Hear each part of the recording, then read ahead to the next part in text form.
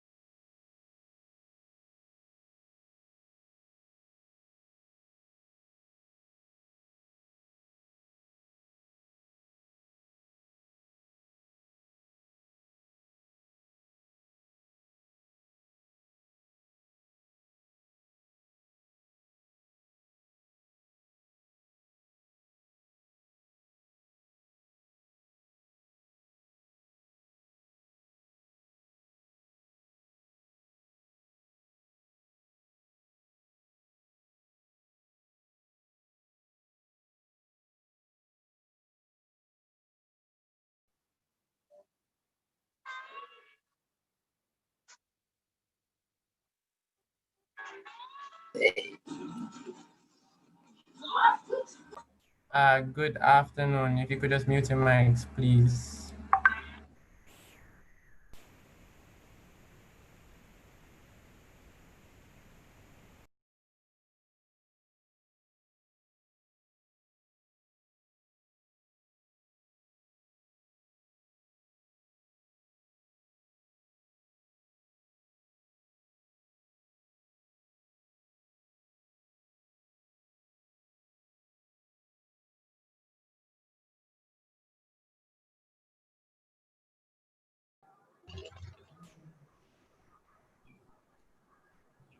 Right for you. Yeah, Lydia, those are two really powerful traps. The first one being this idea of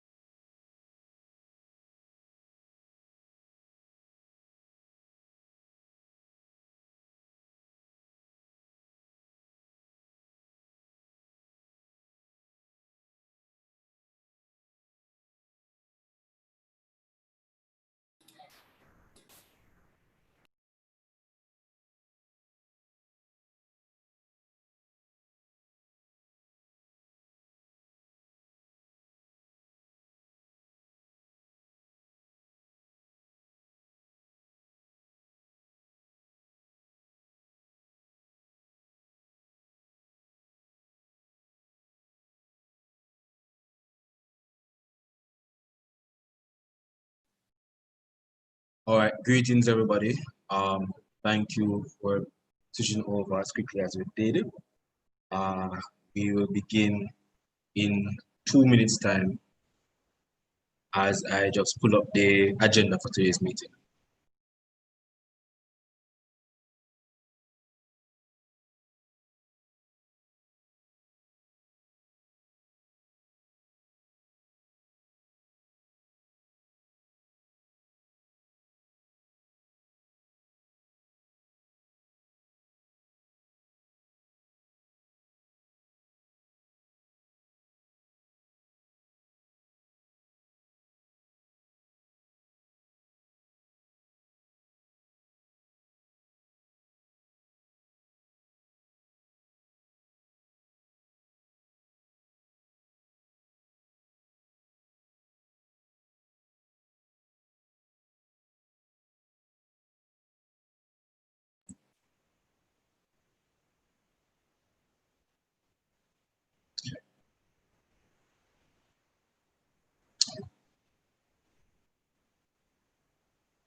Okay, great. We are ready to go now. So the time now is 3:32 and we can therefore put this meeting to order. I would like to first thank the members of the School of Engineering Council, the School of Computer and Information Technology Council, as well as the faculty management for being here today so that we can participate in a conversation for us as students and the staff and members of the faculty. We will start off by doing the opening prayer, and I will be so glad to do that. So let us show reverence for the Lord. Dear Heavenly Father, I would like to thank you, as always, for life, for allowing us to be here in this fashion, dear Lord, so that we can have a discussion that is the bridge between ourselves as students and the staff and members of the faculty, this Faculty of Engineering and Computing. I ask that you provide traveling mercies for the persons who are on their way, the members of the student body that are currently watching this viewing on the YouTube page, as well as for the information that we will be delivering across this venue here, that will be sound and just for the students of the School of Engineering and Computing. Sorry, the School of Engineering and the School of Engineering, School of Computing and Information Technology. And these are other mercies I pray. I thank you.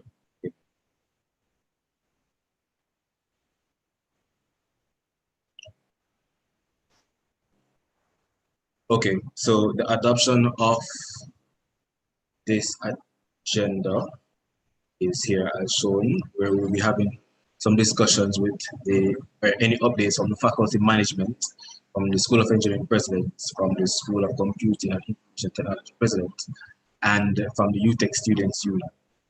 Currently, we do not have a member of the UTech students here with us today, and I again would just like to thank the members who are currently here. I do believe that I am not seeing Prof. Abels in meeting here, so I'm just hoping that she's on her way. However, I am seeing members of the faculty board, which includes Dr. Therese Chambers, the head of school for the School of Engineering. I believe I see Dr. Andrew Isaacs, who is the vice dean for the faculty, as well as some other members here, program directors from both schools, so on and so forth. So, in the midst of this, I believe we can begin. Ideally, however, I was hoping to see Professor Abels here because I would have wanted her to give an update from faculty management as it relates to students, any new information that should be related. She'll be here shortly, Alex. She'll be here shortly. Mm-hmm. Okay. All right. I believe then we can go into the details of the next point, which would be from the School of Engineering president, which is myself. Okay. Yes. So from the beginning of this semester, it started in the second week of August, third week of August, from pre-registration heading back into orientation, heading back to when classes was supposed to originally begun. There has been a continuous stream of issues that the students have been having in the wake of starting the semester, basically. Myself and Ms. Chantel Lewis, the student representatives from both schools, have been working tirelessly as we can, along with the members of the faculty, in terms of staff and staff, admin, and lecturers, in order to have the students prepared for this semester. In the wake of this, we recognize a number of issues that students have been having. I'm also going to be viewing the chat on the YouTube page so that we can, yes, we're going to also be viewing the chat on the YouTube page, so as any questions do come up through, we can address them in that order. All right. Alex, the dean is here now. Okay, no problem. Prof. Abels. Yes. Yes. Good afternoon. Yes, Professor. I was just heading into the business to be discussed on the agenda. You, as the chair for the faculty, yes, you for the chair of the faculty management, we would have been asking for you to give an update from the faculty as to what is being done for the situations that the students are currently facing right now. Okay, thank you. I missed your point of apologies. Mrs. Mercedes Dean, the university registrar, she has asked me to offer her apologies. We had invited her to this meeting, but she has to be in university business in others. So she has promised to facilitate us with, I think it's the deputy registrar and Mr. Dwight Thomas and Mr. Clayton Moore to be here on her accent. Afternoon, everyone. Every year we normally meet with our students, in particular the first year student, as we call it a first year experience, to see how they are doing, how they have been settling, and normally happen at the end of closer to the end of semester one. But this initial semester is very different than what they normally happen to us. So as a request of the student reps for both schools, we decide to really call this first town hall for meeting with the students for the academic year 2021. And I really wanted to do one for the first year first, but we decide the problems and the situation might be similar, so let's meet all the students today. The aim from the side of the management of the faculty of this meeting is to assess how has been the enrollment process, if the students have been settling, if there are any major concerns that we still could address. We are currently in week 5. Although the semester really has 16 weeks, we basically are, for some courses, assignments have been given to the students and some other have been having tests. And we have been receiving by email and by telephone calls a lot of situations where the students can still enroll into the courses, etc. So we wanted today to speak about what you should expect at this point.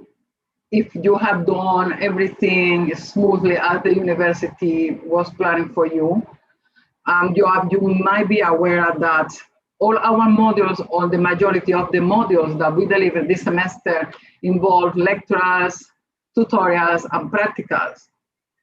Tutorials and lectures are fully online.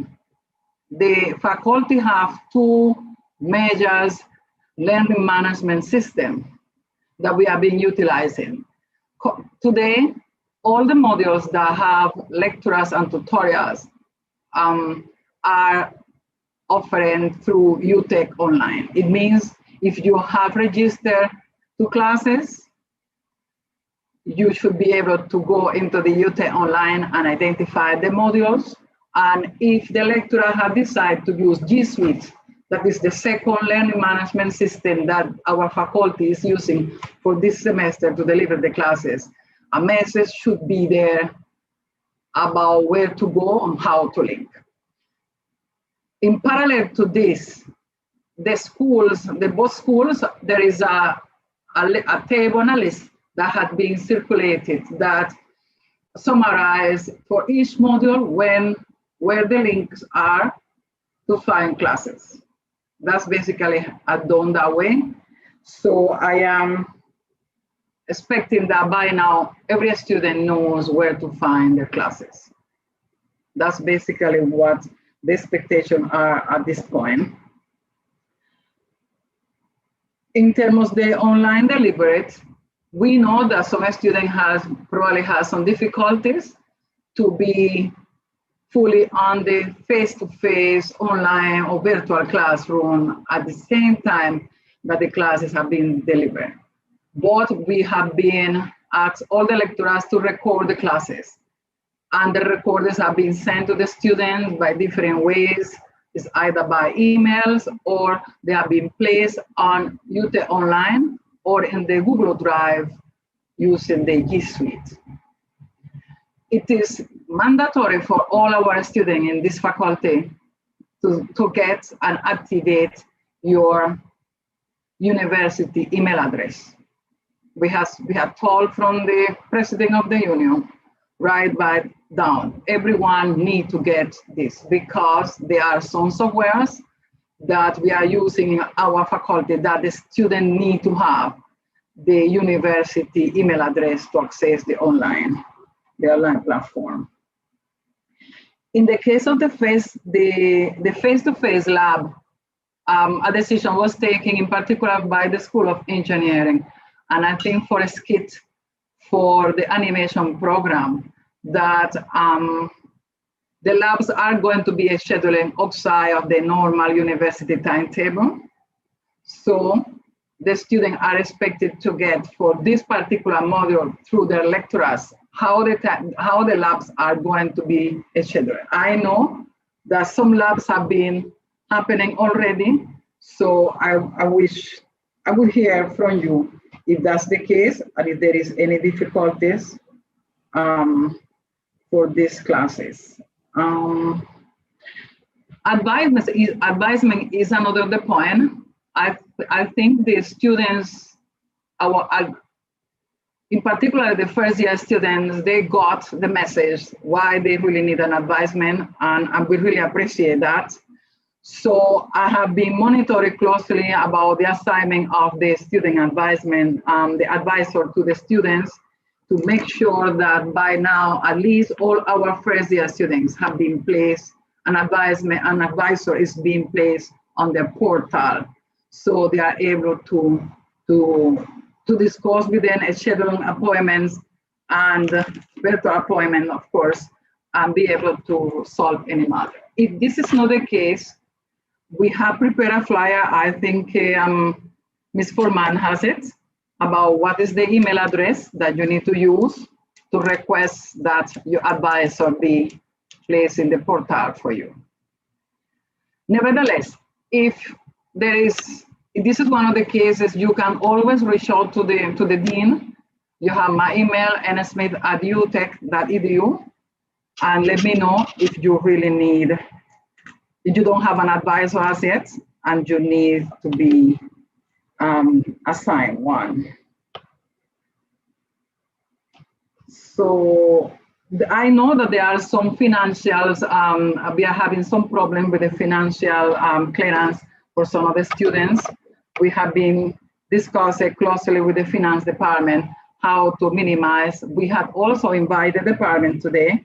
So I am hoping that someone is here today. So if that is still the case, that we have students that still are having difficulty to select the modules, we can then help them to complete the registration.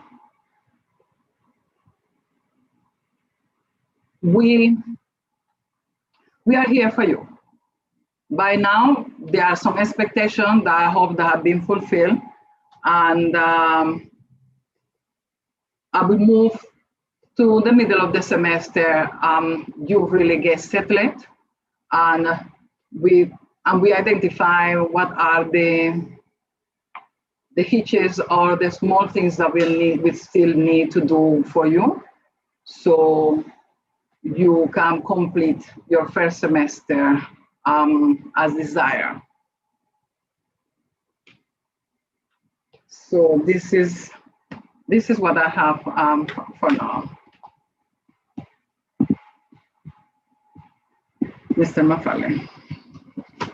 Yes, Professor Abels, thank you very much for your response. While you were your discussion or having your discussion, I did take some notes from what is being currently discussed on the YouTube chat currently. You brought up the matter of the academic advisement. One of the first comments was that the student, Mr. Darren Brown, has not been able to get in contact with his academic advisor as yet.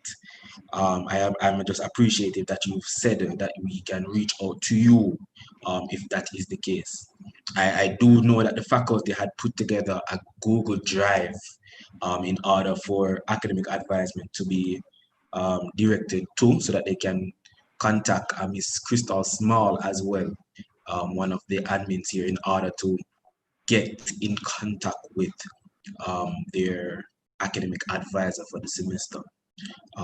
But additionally, if that route was taken and no result has been given as yet, I am glad that we can also reach out to you and share the information there. Another note that I took from the live chat is that there are some lecturers who are not recording the classes.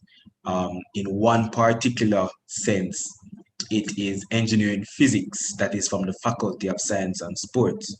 I do know that a majority of students have to do that module, I believe, in their either first or second year.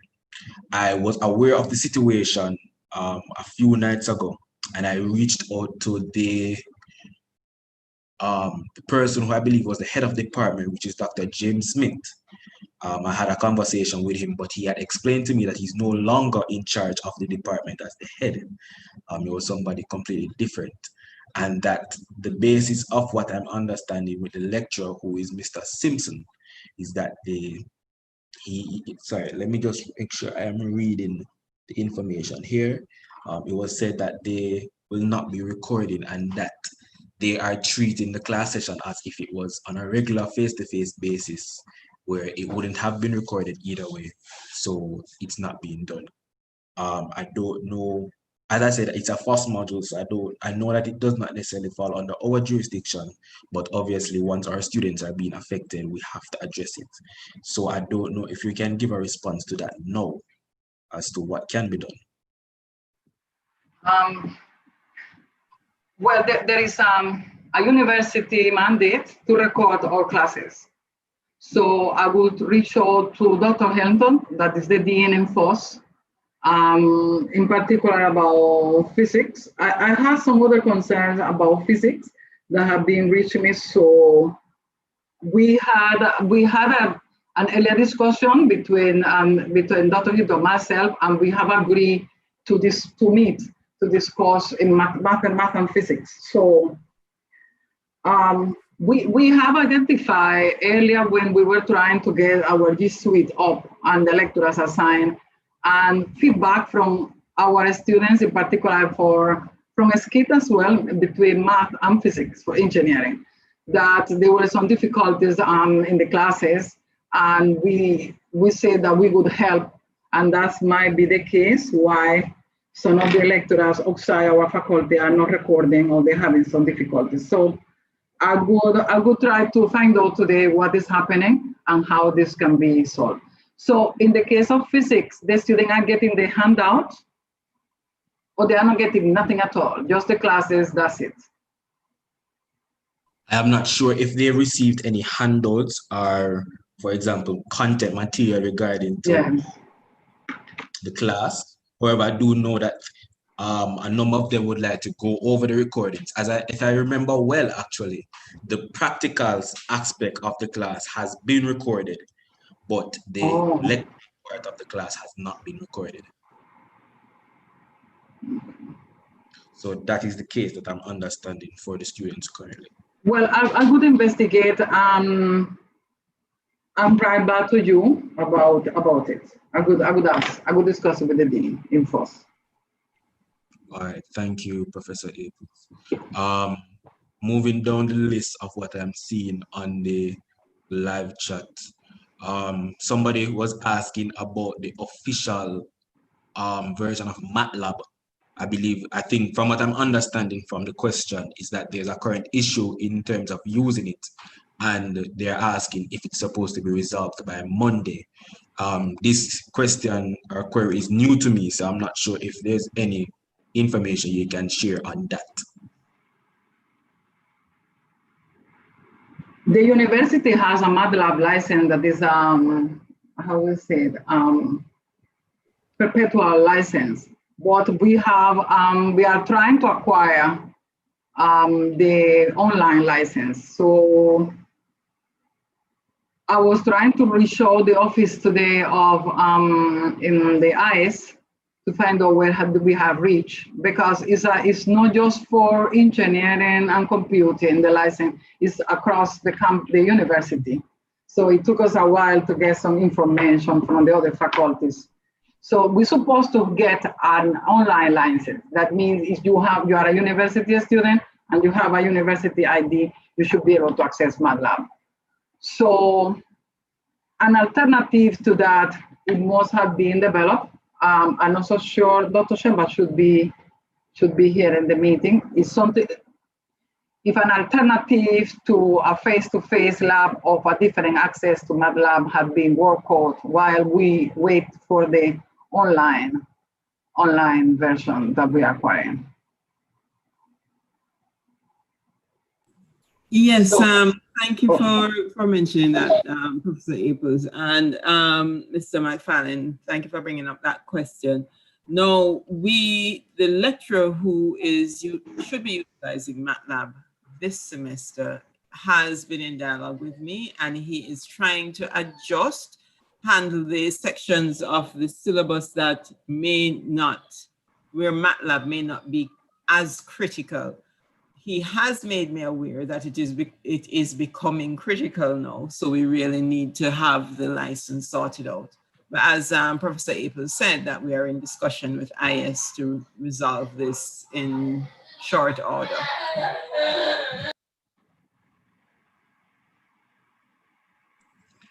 Okay, thank you, Dr. Chambers, for your response. So I will be noting it down in my little notepad here, but I'm also hoping that a lot of the students that are on the live session now has taken note that we will be having the Matlab license. Matlab is widely used in engineering and also in computing. I think the students doing networking also use Matlab. So it's very important. And the suite that we are getting is basically, most of the engineering programs use Matlab. This is what, it took us a while to collect all the data. The suite is big, has a lot of different softwares on it. It's not just MATLAB Simulink, it's really MathWorks, what we are getting. So MathWorks go across the campus. So it can be used for math department and for business. So that's the type of license that we are getting. Okay. It go beyond MATLAB. Okay, thank you very much. All right, so continuing down with the chat, I am noting a statement from Miss Robin Nix that she's been locked out of her portal for weeks because of a payment, even though that no money was owed by her to the university. So this sounds like a returning student, and that the finance department just fixed the issues yesterday. So she has not been able to select her modules as yet. So I am just assuming that a number of students have just up to this point been able to resolve their financial matters with the finance accounts department. I believe you said that the individual that you had invited from accounts was not able to be here today, but I do know that a number of students are having some crucial financial issues with the Department of Financial Aid. Sorry. I had a discussion this morning with the registrar because we said, well, if there is nobody from finance is coming, there are some things that we could say in general in this forum. What is happening is that the students, there are two ways to really pay. And if you go into the bank, you really have to, you cannot pay in the machine at all. You really have to pay over the counter because you need all the detail about the payment done that way. If not, you are putting the money into university and it's very difficult to trace that money to you.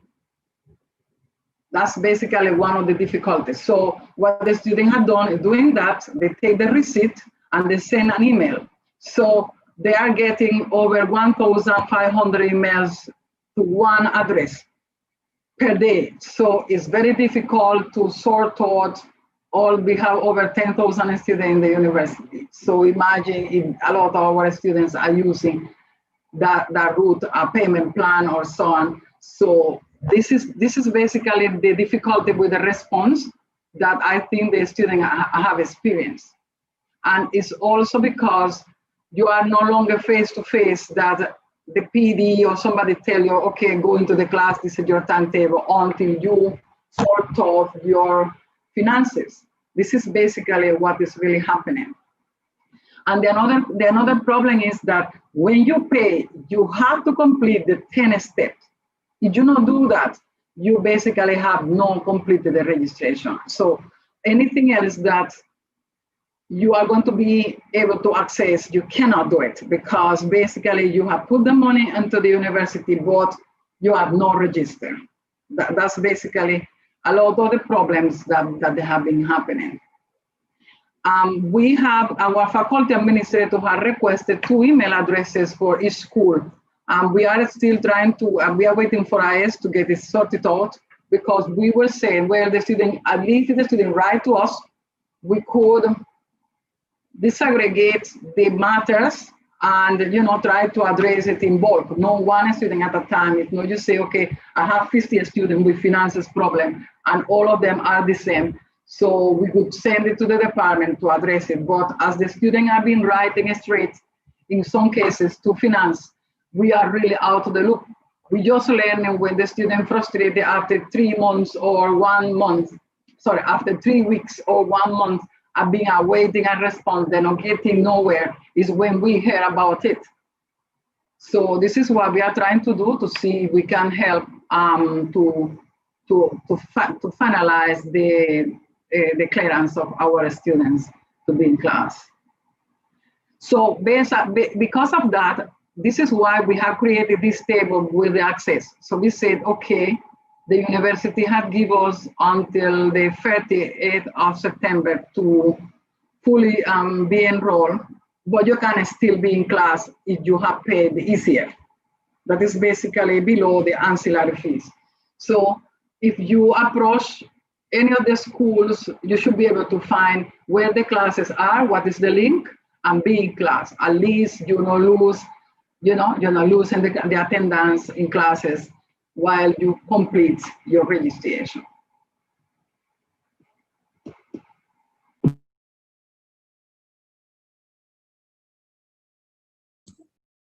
Okay, thank you, Professor Aples, for that response. And I really and truly hope that a number of students have taken the response to this.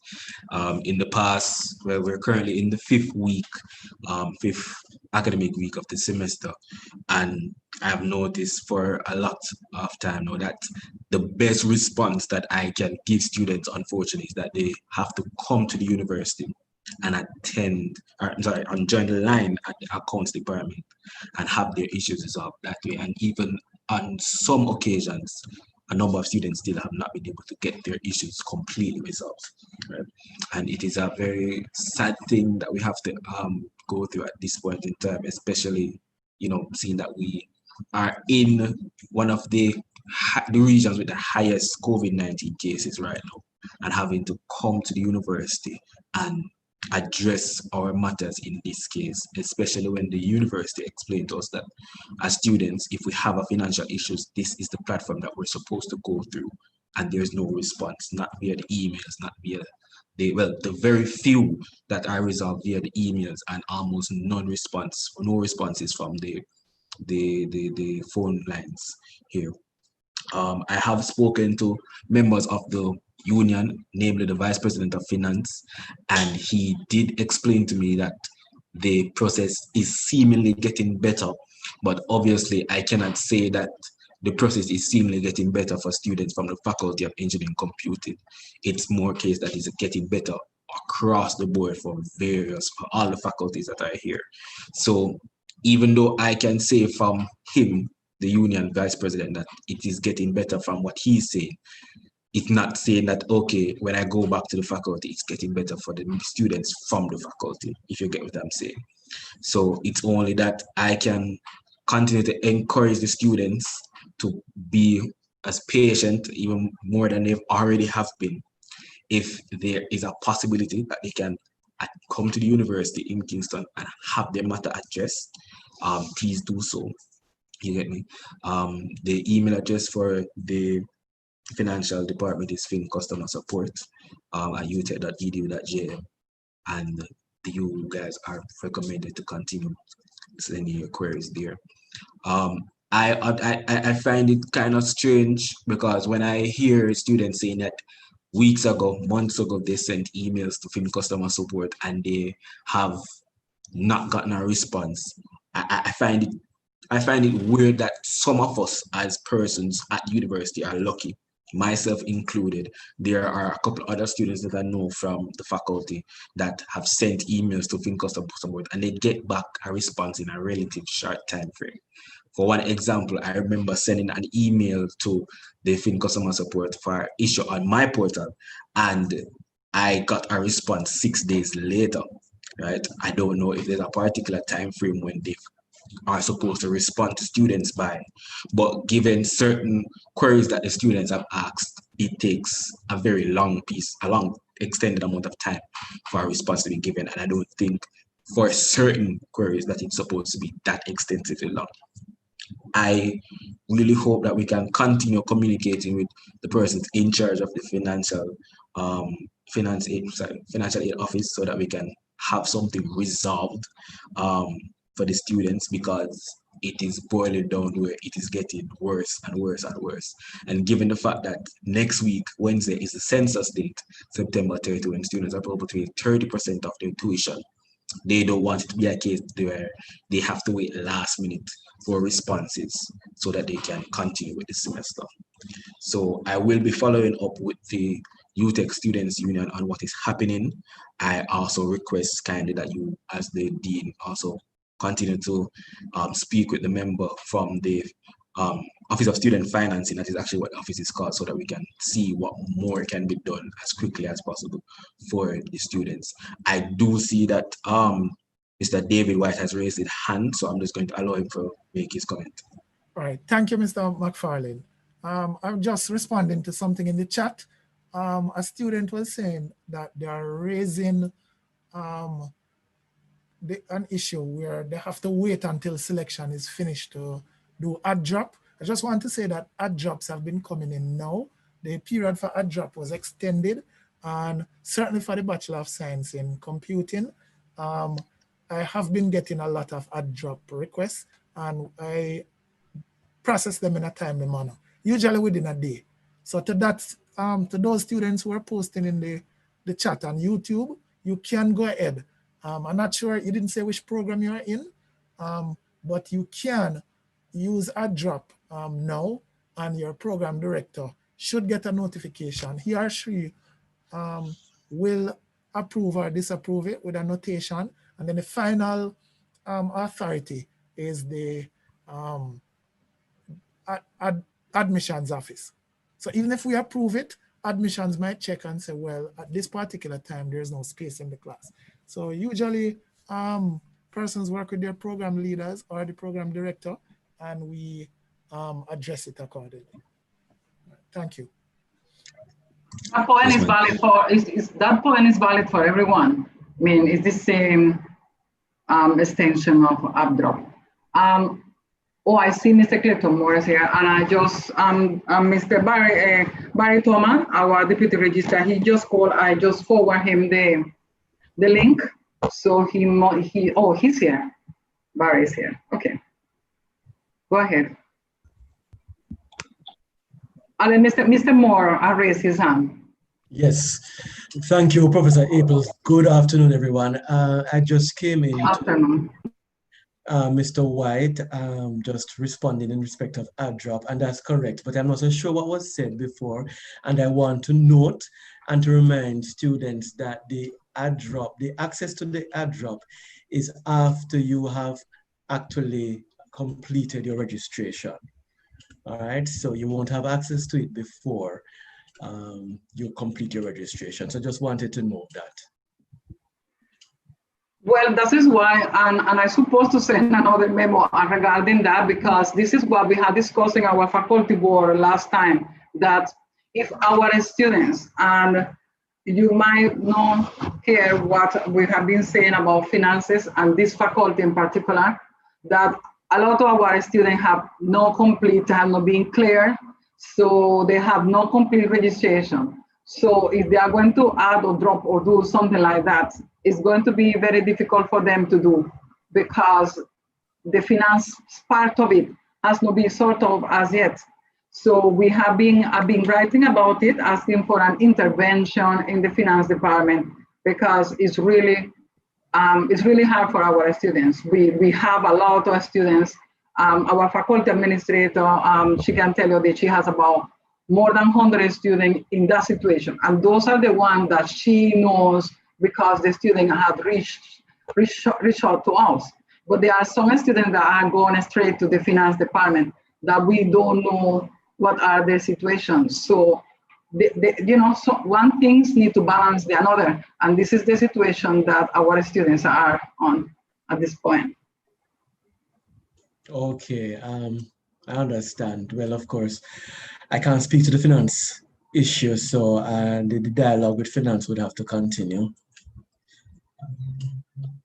But as Mr. White said, September 30th is the final day for AppDrop and for module selection and to complete the registration in terms of the census date. Okay, thank you, Mr. Moore.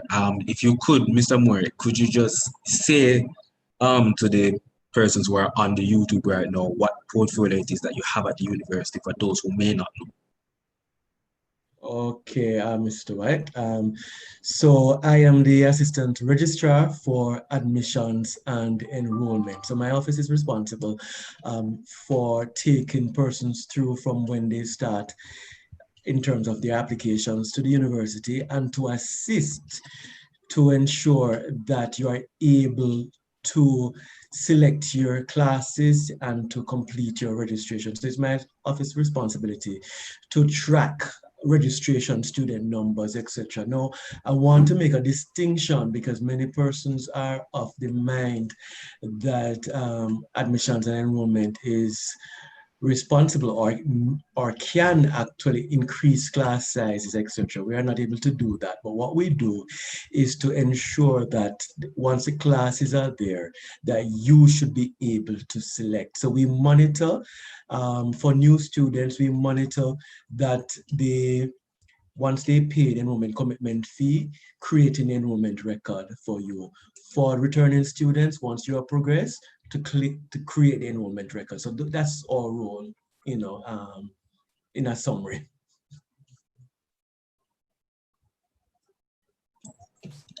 Okay, thank you, Mr. Moore, for that explanation. Bringing us back to the point of ADJOP, as you had rightfully said, it has been extended to September 30, and students need to be registered in order to be able to use the ADJOP system. And for those on the live that do not know exactly what that means, being registered is that you have to have at least paid 30% of your tuition for the semester. But adding also to what Professor Aples has said, for students who have not been financially cleared, for students who are on SLB and so forth that need to do a job, they are basically stuck at this point based on the understanding that finance is what is causing some hold up on the issue. Right? I am not sure if there's anybody who is here right now that can make a comment as to what the students are supposed to be doing, because we get the emails every day where the student is saying that I cannot do a job because of finance holding me up on some other matter. So what do I do with the intern? And we do understand that as it comes to a financial issue, once you've made a payment of so forth, it normally should take 2 working days in order to have it done. And in my experience, if I was supposed to make a payment today on Thursday, I will be very lucky to have it updated on my system by, say, on the Monday, for example. Because when I actually made payments for my tuition for this academic semester, it took up to 1 week for me to get clearance, financial clearance, in order for me to continue with the registration process. And this was when the tuition was paid in full. So for students like myself, and for also students that do partial payments in terms of 30% and so forth, they are still in a rut right now by the length of time it takes for confirming that their payments have been made. If you understand what I'm saying. So really and truly, for all the students, we understand that before we can settle our admissions issues or enrollment issues or being added to class issues, we have to settle our financial issues. And in many cases, the issue is not necessarily on the fault of the students, but the lack of response that we're getting from the financial office. So the real question is, what can be done? How fast can it be done for the students to be able to have these issues resolved?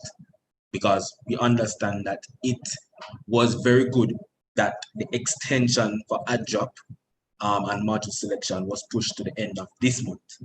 But it is going to be very unlikely that after this month ends, we can get another extension for students to still be able to resolve these matters that they've been trying weeks now in advance to have it resolved. And then we'll have the issues of what comes next for these students. So I appreciate the response that you have given, Mr. Moore, as well as Professor Aples. And I still would like to reiterate that we need to have a response for these students, because it is only going to get worse and worse and worse than it already has been. And I like to point back to the week that the university had closed and nobody was on the campus.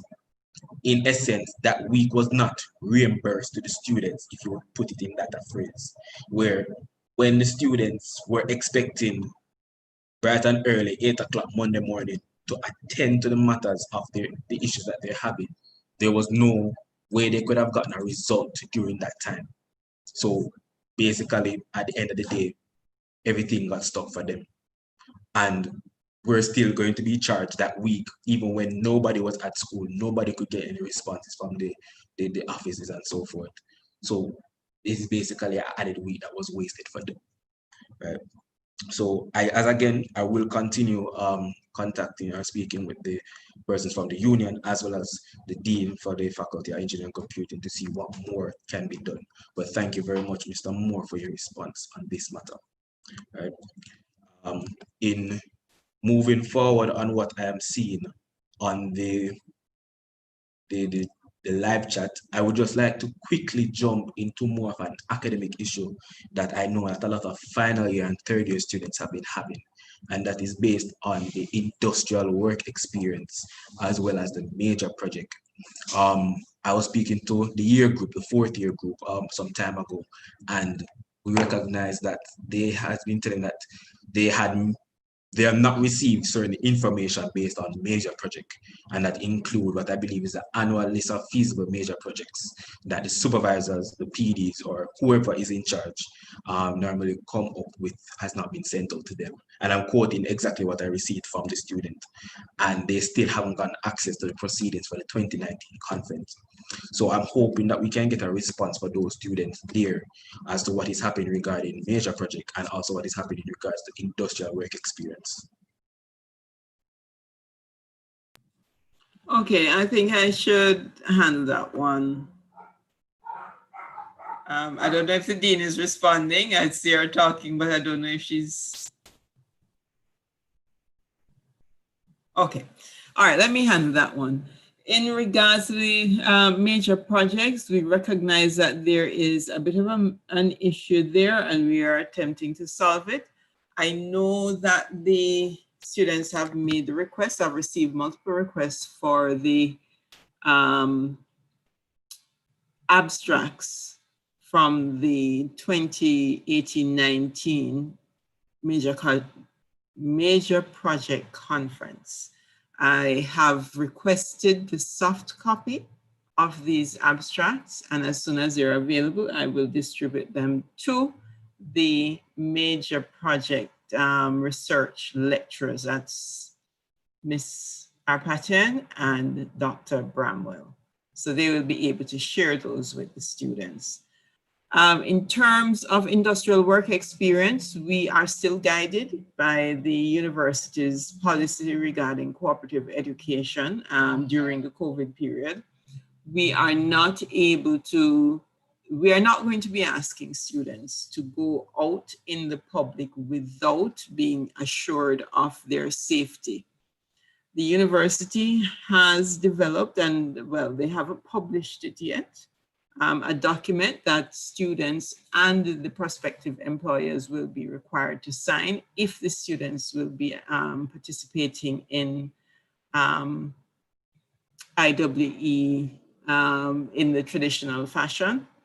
However, similar to what we did at the end of the last academic year, where the engineers from the School of Engineering were able to accommodate students with IWE, this is what we will also be looking at. So it will be a combination of both. That said, we are still guided by the university and the government with regards to how we address our students going out in the public to work to do the IWE. So we still are continuing with the engineers within the school offering the IWE to those students who select it. Now, for that, I would prefer if we handle only the final year students. So those who are in third year, they still have an additional year where they can do their industrial work experience. So I understand that there are some students who want to start it this semester or in semester 2 of level 3, but they have level 4 within which to do it as well. So for this year, we really need to focus on the level 4 students who will be ending or who will be graduating next year, 2021. November 2021. We really need to ensure that those students complete their industrial work experience. All right, so we are all living in this period and we all have to make adjustments, and we're trying to do this as best as possible to ensure that the students are able to do what they need to do. All right. All right, thank you, Dr. Chambers. A question was asked regarding this. Will the modules be offered for next semester in order to go out into the field? And I believe it's the same response that we're still looking as to what the guidelines are in order for it to happen, correct? That is right. We just have to see and wait to see if we will be allowed to go back out as we used to. However, as I say, the university has developed a document that should be signed by both student and employer if the student is going back out to work. Okay, all right. Thank you very much, Dr. Chambers. Professor They Aples. can, Mr. Bennett, Junior Bennett, will be meeting with the students to discuss it some more with them. So I urge all students who will be taking or who have signed up for IWE, who have paid for the module this semester, to anticipate a meeting with Mr. Junior Bennett on this topic. It will be discussed in detail at that point.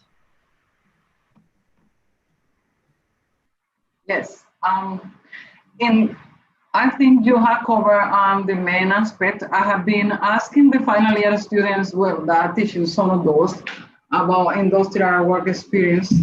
Most of them have not completed hours, and we are in a discussion with our technical officers to see if we could generate some projects for the students to complete some of these practical hours on campus. The idea is, remember, you are at the level of engineer, so we had to find projects that meet the industrial work experience. That's the idea. It's not really working as a technician, the work that you need to be doing. It's really working with an engineer or doing a work that supports an engineer work.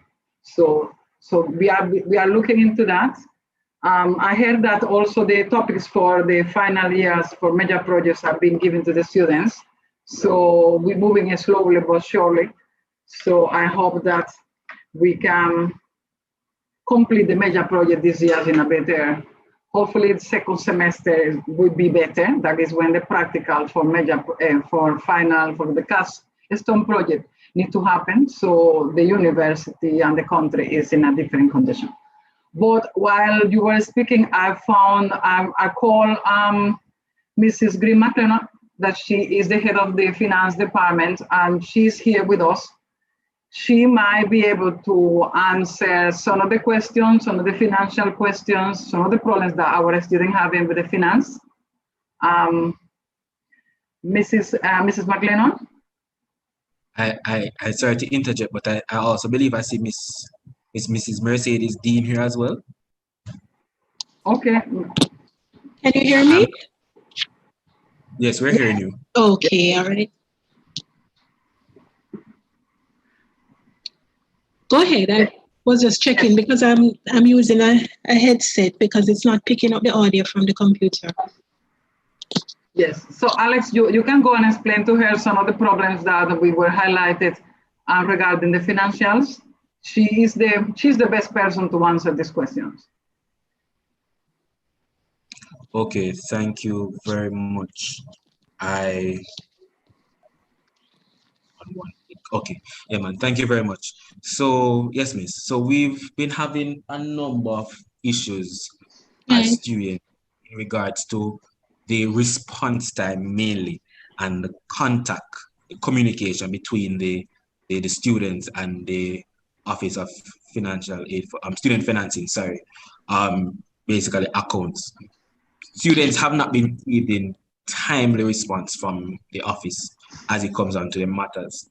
I'm one such student because when I try to call them on the lines on behalf of students, they just tend to go completely to voicemail. Right. Other students, endless amount, I can't even count, have been messaging both myself as a student representative and also the faculty admins about why they've not been receiving contact to or from the financial office. I believe the email address is FENC Customer Support. So I was just hoping that you could give some form of answer, response basically as to why this is the case for the students. Okay, I can give it the easy one. I can give it the lengthy one. I'm just joining, so I'm wondering if anyone else is here from the Students' Union, specifically the president, first academic, vice president, and finance, because they do daily referrals into the department, which we respond to. And they have been monitoring the challenges, not just from the student perspective, but from the perspective of the staff. They have access to the area to see the challenges that we face on this side in addressing the concerns of the students. So I'm wondering if any of them are on, because they're your colleagues, and so they can corroborate some of what I would be saying. I'm not sure if anyone is there. Any of them here? No, neither. Robin or Ricardo or Khalil? No, neither of them are here. No problem. You can speak with them after. All right, so to begin with, the unit that services student queries is a student financial services unit, and that unit is staffed with 4 members of staff and a supervisor. The unit is not set up in a way to deal with an influx of hundreds of mails per day. 4 staff members, 1 supervisor. The nature of the queries that we are expecting to get are going to be queries that require us to go through a student's record in detail to provide them with the kinds of clarification that might come up regarding a transaction, seen or not seen, some charge that they need to verify, or some other adjustment to the account that either has or has not taken place. What has happened in this COVID experience is that the university pretty much, because we are a department that has a set block system on accounts at the end of an academic session, students were pretty much directed to this department for any inability to move on without departments actually assessing the nature of the query that the student might have, why the student is blocked. So what happened is, what would normally be a challenging service area became completely overwhelming. There were several notices sent out telling students to send copy receipts to us, which is incorrect. Our processes are automated and students must be prepared to wait. So what essentially happened is, I'm giving you the backdrop so you can see what should have been the normal number of queries we get in any day is anywhere between 60 something to 120 on a normal day for 4 staff members. Turned out to be hundreds per day. We have created an email platform from we closed in COVID, and we were managing fine. It's hard, but we were able to do it. Once we got to August, where people were now panicking about, how do I get in online classes? Who am I going to talk to about the fact that I have an outstanding balance that I cannot clear? What's going to happen to me as an SLB student? The queries became so overwhelming that a unit, no matter how much we did, and we did beyond the extraordinary team I have, we could not cope with the level of demand being placed on the department. The other mechanisms were not robust enough to support it, and people felt like this was the only place they could come for answers. Additionally, much of what came to us should not have. So persons had access to their portals, they can see their balances, but the culture is, I don't see why I was charged this because I did X or Y on time. When this department is not a department that actually bills you, we simply review and advise. Billing takes place when a student enrolls on a module, and charges, late charges and so are applicable if something doesn't hit the system by a date which is preset. So persons who would actually know the answer to the question, you can see on your portal that you were charged $10,000 or 8, they really want to speak to a rep for 2 reasons. One, they want to see, even if this was the case, can you help me to get this off? Is there a way I can get around it? And sometimes because legitimately they started a process in their faculty long in advance of a deadline. But when it hit the system, it didn't do so on time, and it caused them to be charged. So essentially, we are not resourced to give you as students the kind of service that I know you demand, and I believe you deserve. We can't man the phone. That's not what we do. There's a customer service department. We're here to see you and to receive your queries concerning your accounts. The same 4 persons cannot be dealing with calls from the phone and then painstakingly going through scores of transactions in a given semester. We are back office. And so that gap that is not being dealt with in terms of a first line for students can't be provided by the Department of Student Financing with the 4 staff. So it was at a point, as I said, we have never closed. We have been open since March. We made available the FENC customer support platform. We converted all of our forms to fillable versions. Queries were coming in all through semesters 2 and summer, and we were hoping it was at that point in time when it was now the start of the new school year that it became overwhelming. And although you would say that it wasn't timely, and it certainly was not, we can, and the Students' Union already has this information providing with the numbers we do. We would have left on a Friday with 600 requests, and by Monday, those 600 requests are at 1,200 over a 2-day period. 1,200 requests. A student writes today, they don't get a response, they write tomorrow, they write the next day, and I understand their anxiety. And really and truly, an email platform is not sufficient to serve you, but that's what we had to work with. So from my end, I do appreciate the difficulties that the students have. I can only say that we have done the best that we can with what we have been given. And I'm proud to say, I mean, I've submitted the numbers, but we have done in excess of, in a given week, 800 requests. And I'm not talking about telling you your ID number. I mean, persons are asking us to give them the kind of detail. In fact, people wanted to calculate everything on their accounts because they're not comfortable unless they hear it from, I guess, somebody who they consider to be, credible. And it's quite a challenging task to go through. So we are doing the best that we can. And we apologize where it has fallen short, but there's really nothing more that we can do. Okay, all right. Thank you very much for your response. Thank you very much. A question. So, sure. Because I understand what you are saying now is true. As a student, I write today and I expecting a reply today, and I write tomorrow. So is there some things that you believe that we could help? Because at this point, we might be able to classify some of the problems and maybe help to address, because if a request comes from us with a number of students, at least you know that you don't have to really read the emails again, and you have some students that are somehow classified to a particular problem. So you might be able to tell us how the faculty can help and how the student can help, because the student can address the query to us. We could say, let's give you a room this week. Let's see if we can get this week all the queries coming to our faculty to a particular email, and at least we could help to sort them up.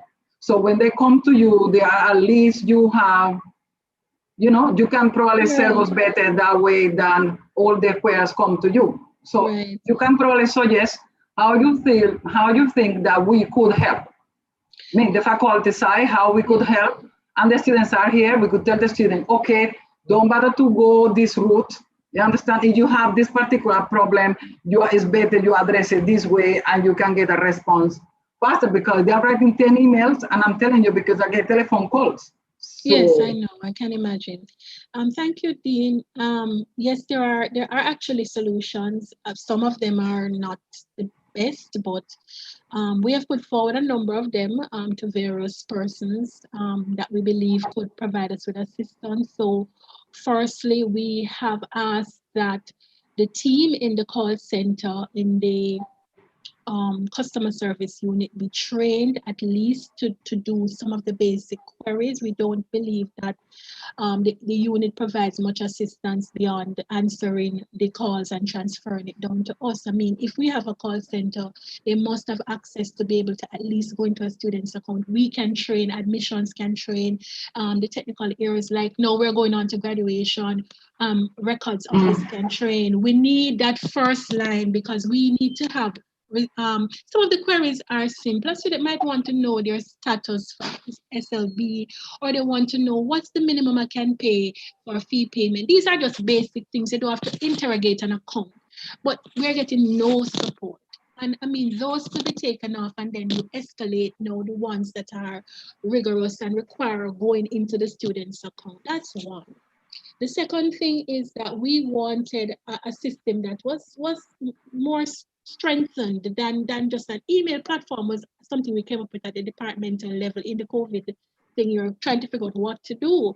But we have been working with Mr. Carly and Russell, who has a student relation management system that was developed. We wanted to use that platform from before.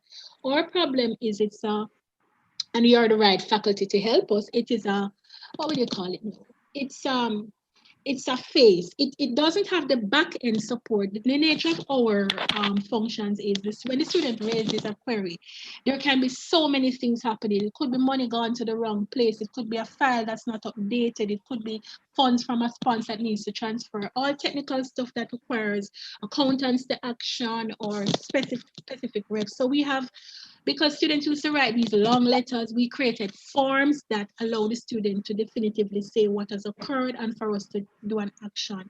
The system doesn't have any backend support. It can only pretty much take the request.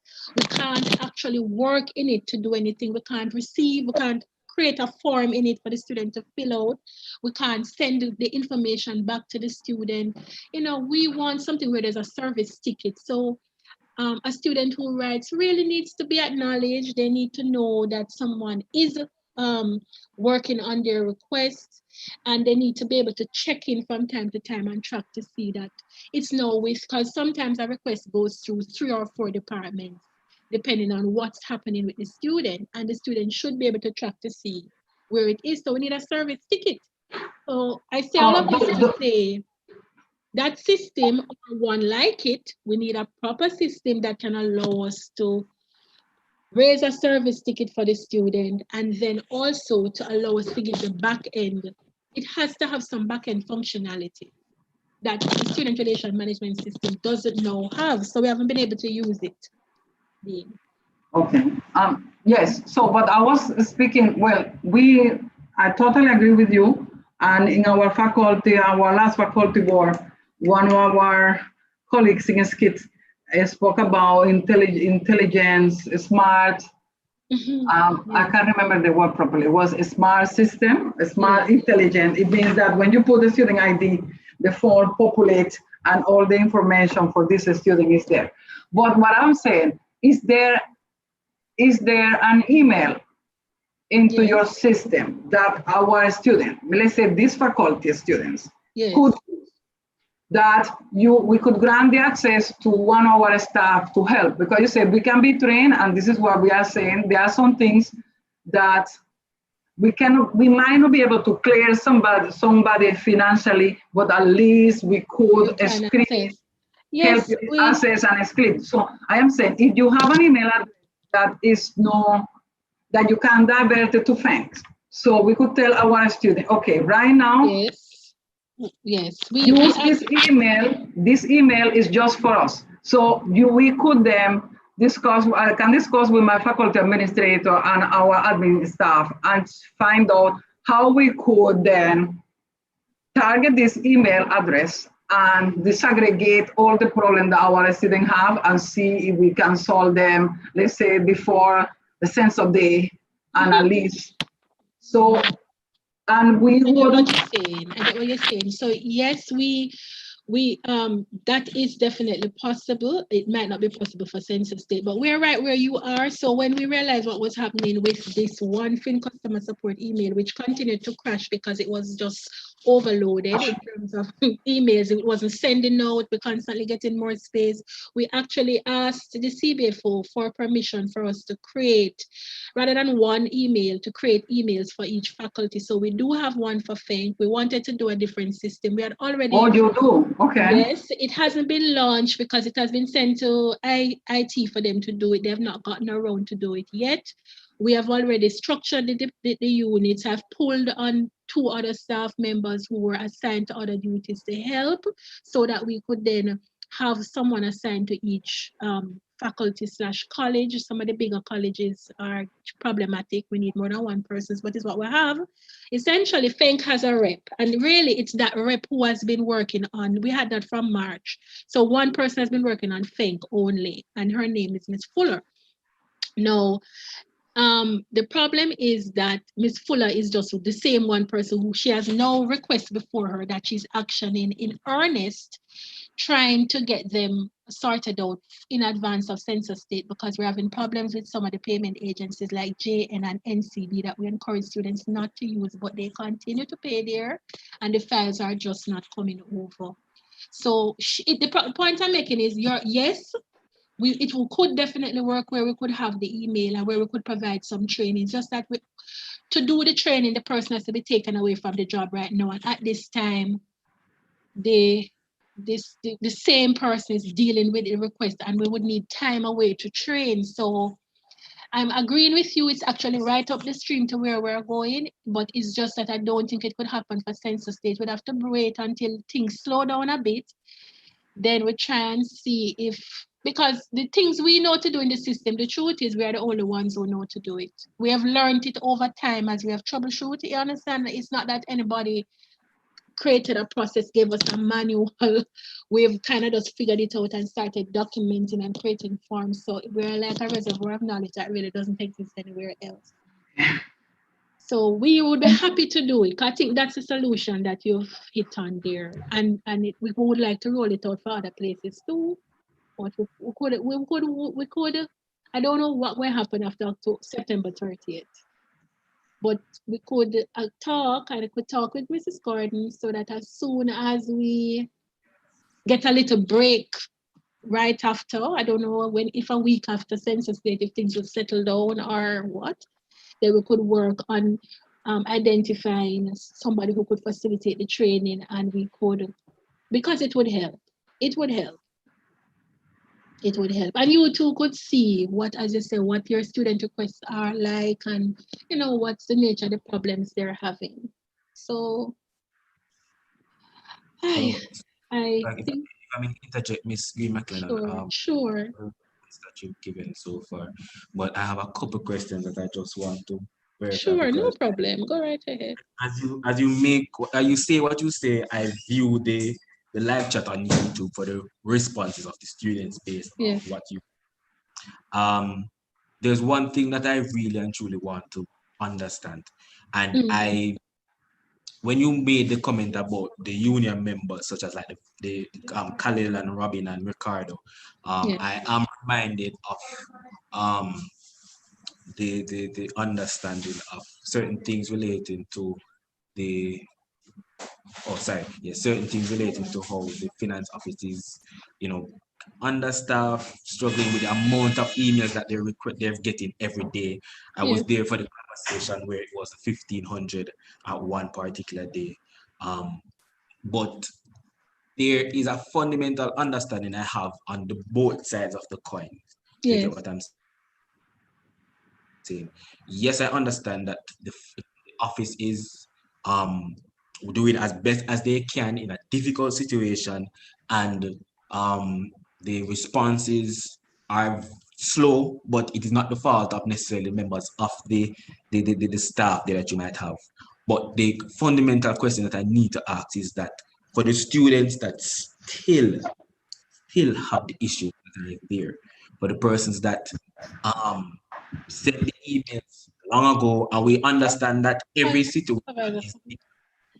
I understand that every situation is different, but for the students who are still having the issues there, what exactly will be done for them? So we shouldn't have anybody who is saying that they have a matter from whenever, because we're dealing with them and we deal from the earliest onwards. So students may have fresh matter, or when you resolve a matter, they write again about another matter. So they may tell you they're asking you about X, but they're really asking you about X with a view to asking you about Y. So their matter continues.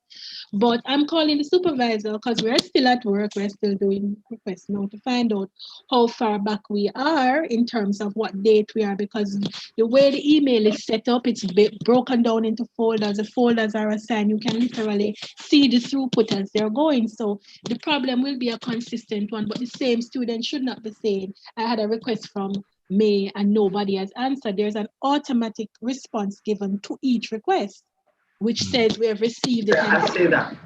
So, and that's something we tried to do. That's within 24 hours.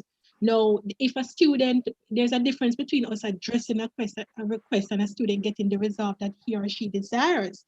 Many of the times, the student is not just asking you about something that has gone wrong. They're not also asking you for consideration to get modules on in the back, to have fees taken off that you can't, or to give them some other payment consideration outside of what is there, or they have not done something that they needed to do for SLB, or they have overspent on the SLB, or they have modules that they have failed that they thought SLB was paying for. So there are issues that they're not clean cut. You can't resolve them. Other than those that are running issues, I don't know which student is saying from when. If you give me the student name, I'll have somebody put it in. It's an email, so you can search for the student name and tell me when was it. It must be an oversight for that one, because as I said, each faculty has a rep, depending on the size of the faculty. Some are larger than some, so we put smaller ones together. But as you see, with 4 and 2, 6, we have 8 faculties. Cobama is large, so is COS, and FENC is right behind. So it's going to be that there is a delay, but it's not that nobody's answering. As I said, I've made it available. The report has gone to the CBFO, and she can make it available to the deans. I stand by that we have a high throughput. It's just that relative to how much is coming in terms of what we put out weekly. So it would have to be specific, because I don't know how to answer that, to say students will continue to have this problem until the university resources it differently. It's just what it is. But we are addressing the requests. If we have a week that's heavy, then the delay is longer. So I'm trying to find out how far back we are, and it won't be the same. Some faculty might be a few days behind, some might be a week, some might be more, depending on how many students and how, the types of issues that the faculty will have. Okay, all right, thank you very much.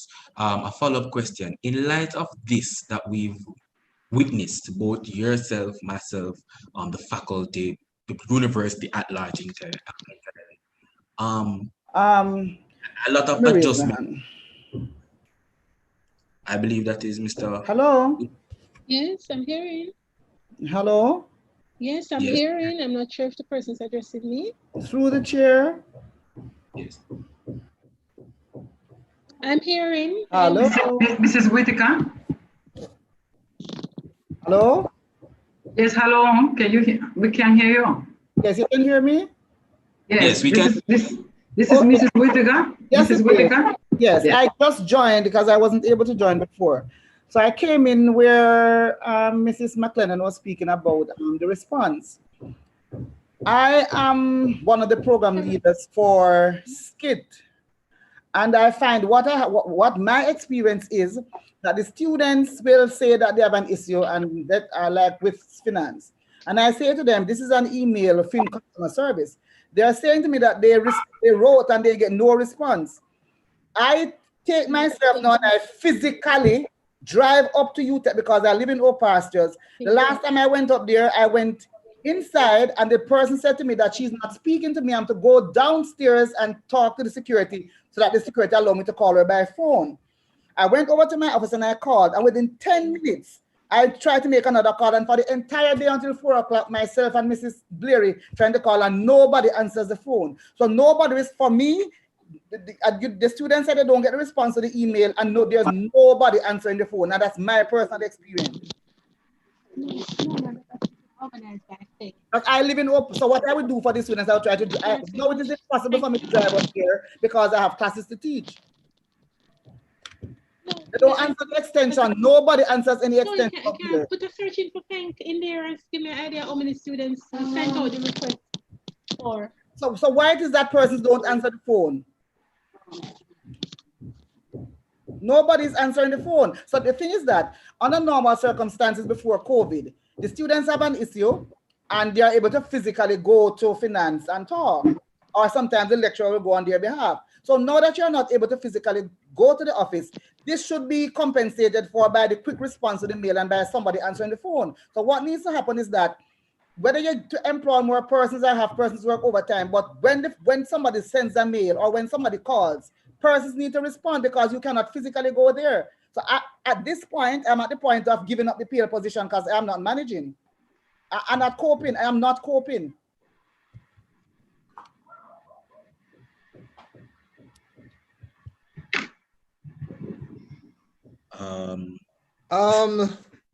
For I think this is Dr. Professor Apels. I'm standing with the student. I'm standing with the students because that's my Yes, experience. Mr. Thomas.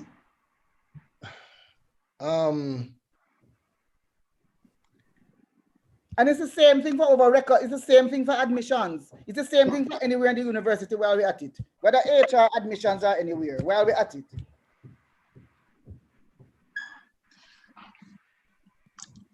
Okay, we are the town hall is same as a university town hall. It's not just still a town hall. Colleagues. Let me see. I haven't. If I may, Prof. Yes, go ahead. I thank Ms. Whitaker for the response that she's made, because I have also been in communication with a number of the lecturers that have been receiving the information, the admin staff that has been receiving the information, some of the PDs that have been receiving the information from the students. And as I look through, the chat on the live, I recognize that a lot of the persons then realize that we seem to be running around in a circle when we are asking the question regarding what is going to be done for finances. There's no point blank response. We fundamentally understand the issues that everybody at university is having here in theory, right? We know that this university, some departments are understaffed. You know, some persons have a certain timetable when they sacrifice to, well, not say sacrifice, let me not use that word, sorry. They have a certain timetable or schedule when they come into office and they work on what they're supposed to do, and then once the day is over, they leave. But it is very insightful that we have to witness what is currently going on here, and I'm sure everybody can agree that is so. The really and true answer that we need to get is what is going to be done, right? Miss McLennan responded saying that there's only so much and so more that can be done now based on the resources that she has, and we understand that. And I do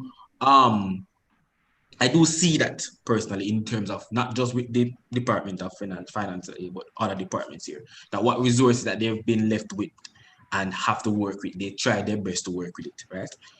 However, the students them still need to get a response. So my question to Ms. McLennan is that, given everything that is currently happening now, if a student would send an email, say at this exact point in time, or even from some time in the past, maybe a week or two ago, how soon would they get a response on the matter? That is the question. What is the expected ETA time frame as to how soon somebody from finance would respond? Because you say to me that once we send an email to FENC customer support, there's an automated response that is generated and sent. Try it now. All right, so let me preface this by saying, let me clarify, I'm not the head of finance. The Department of Student Financing is way down on the totem pole. This is a department, a mid-level department. I report to the Chief Business and Finance Officer. Any discussion about resources that will be allocated, changes in processes, providing us with any of the kind of support in terms of what we need technically, though the recommendations can and have already been made in multiple forms, not just whether I'm talking about written or orally, but I have documented multiple alternatives that the university should explore. I don't have the control over what will be done or when it will be done. That's the business of the executive management. We will continue to do our best with what we have, and we hope that some improvements will come. If you send an email now, if you should get an automated response, and if you don't get one, that's not because the Department of Student Financing is doing something wrong. We are not technical support. We've asked them to set up the system, and so you should get it now. So I'd love you to test it to see if you get an automated response. That's how it was set up. We have to remember that the department, as I said, with the 5 members of staff, are frontline staff, and when we direct matters that concern changes and policy decision, it can't be at that level. Right, so secondly, I just would love to address what was mentioned about a member of staff coming up and not being seen and the phones being answered. I clarified earlier. Whitaker. Oh, I'm sorry. I'm not sure who's.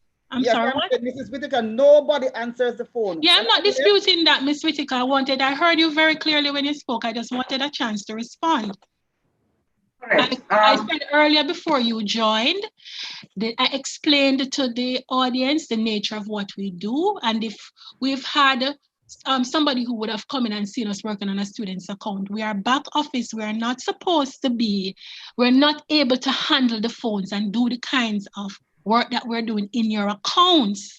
So we are the ones who are going through and handling the actual transaction inside of the student's account, moving money around. We do not have the capacity to see the persons who are coming in through the door and telling you must see them now, the persons who are calling on the phone, and then handling the legitimate requests that we track through the official platform.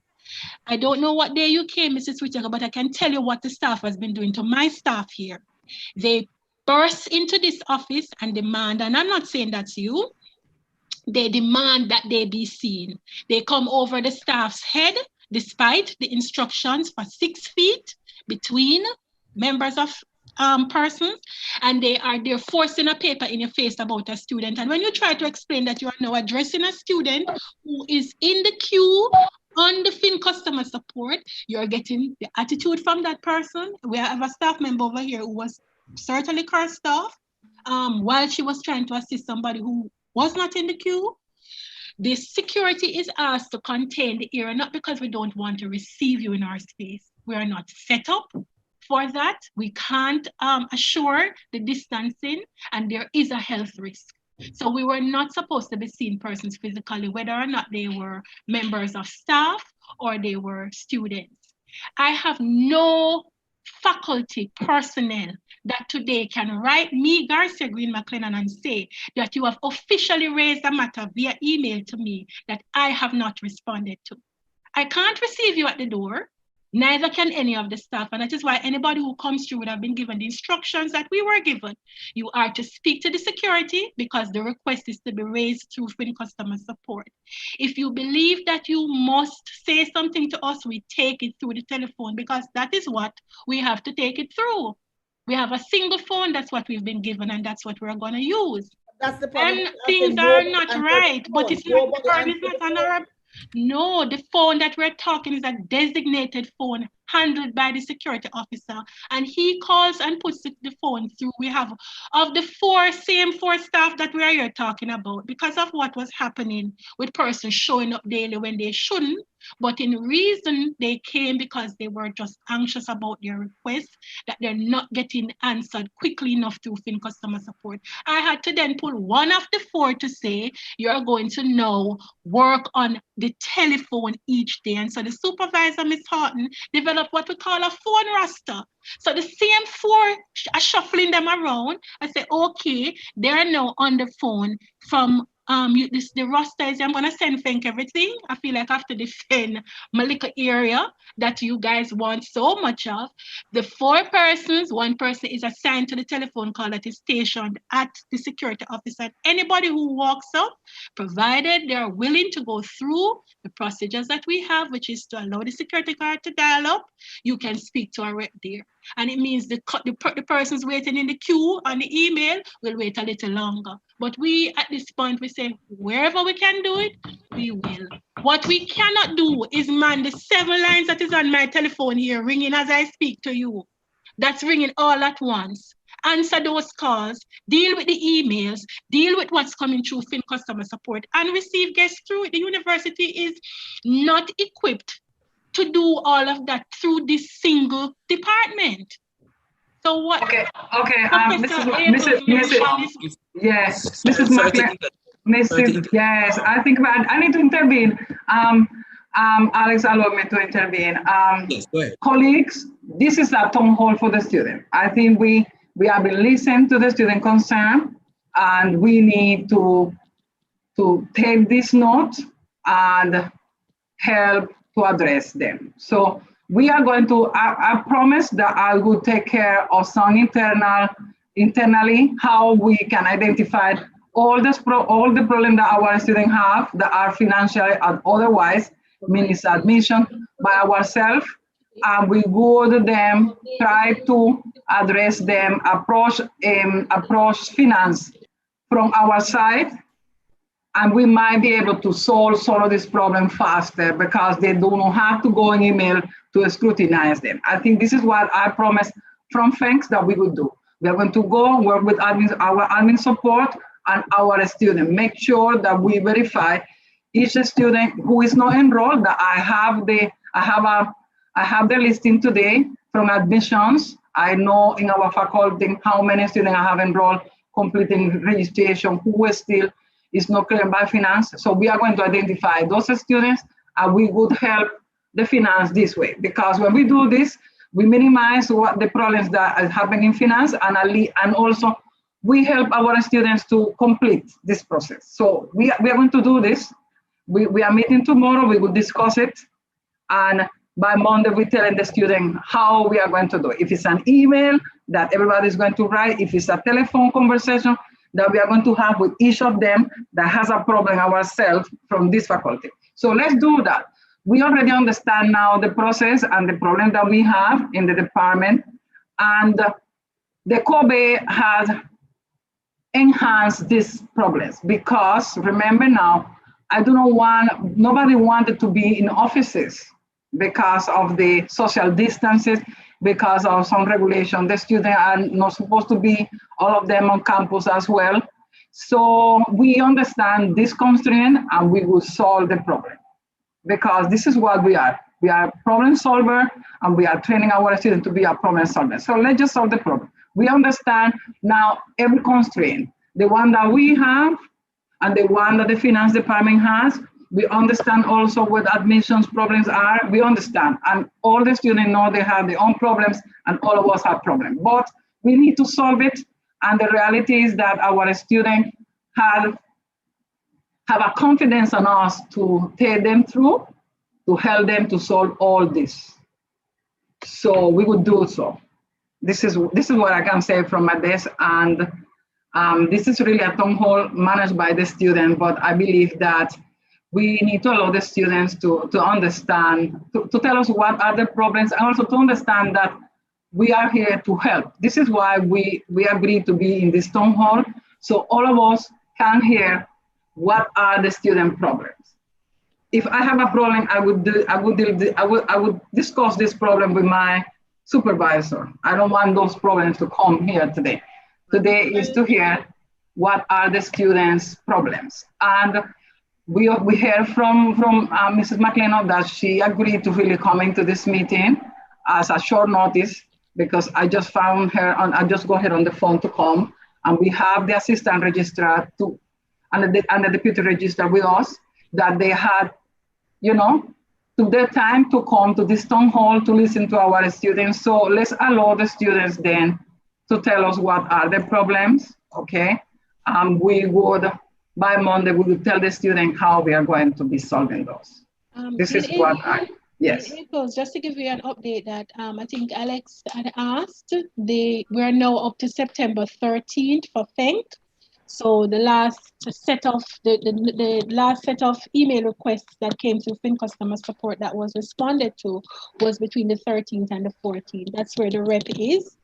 And if you would like to see the kinds of queries, we could batch everything from the 14th up for you to see what it is that the students are asking at this time. So we're not, for the question that was asked, how far back are we? This is where we are for your faculty at September 13th or 14th. I think we're at 14th now, at September 14th. That's 2 weeks, a week and something behind. Okay. Well, that's a good information, so the student know when they have sent the email.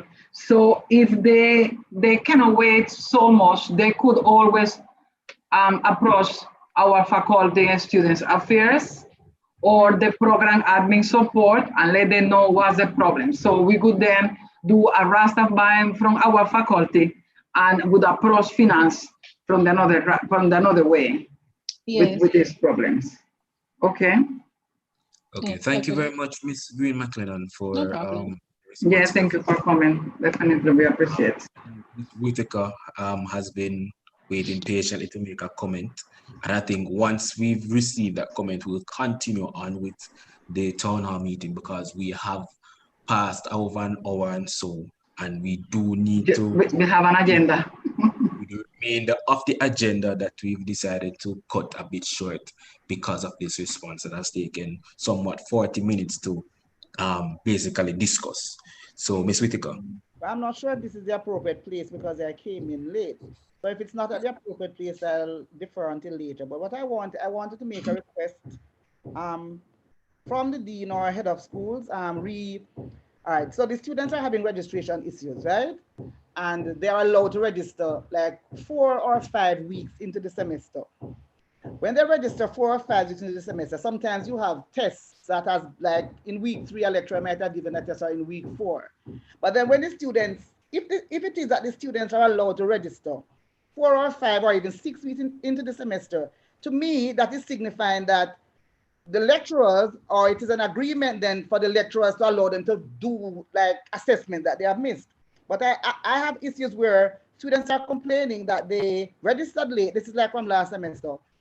And then these lecturers didn't allow them now to sit the assessment that was missed, and so they get in zeros and stuff. So I'm saying, is it possible for the head of school or Professor Aples or the powers that be to communicate to the lecturers that if it is that we accept the student in week 6, that they can't be penalized by not allowing them to sit the assessment that they missed?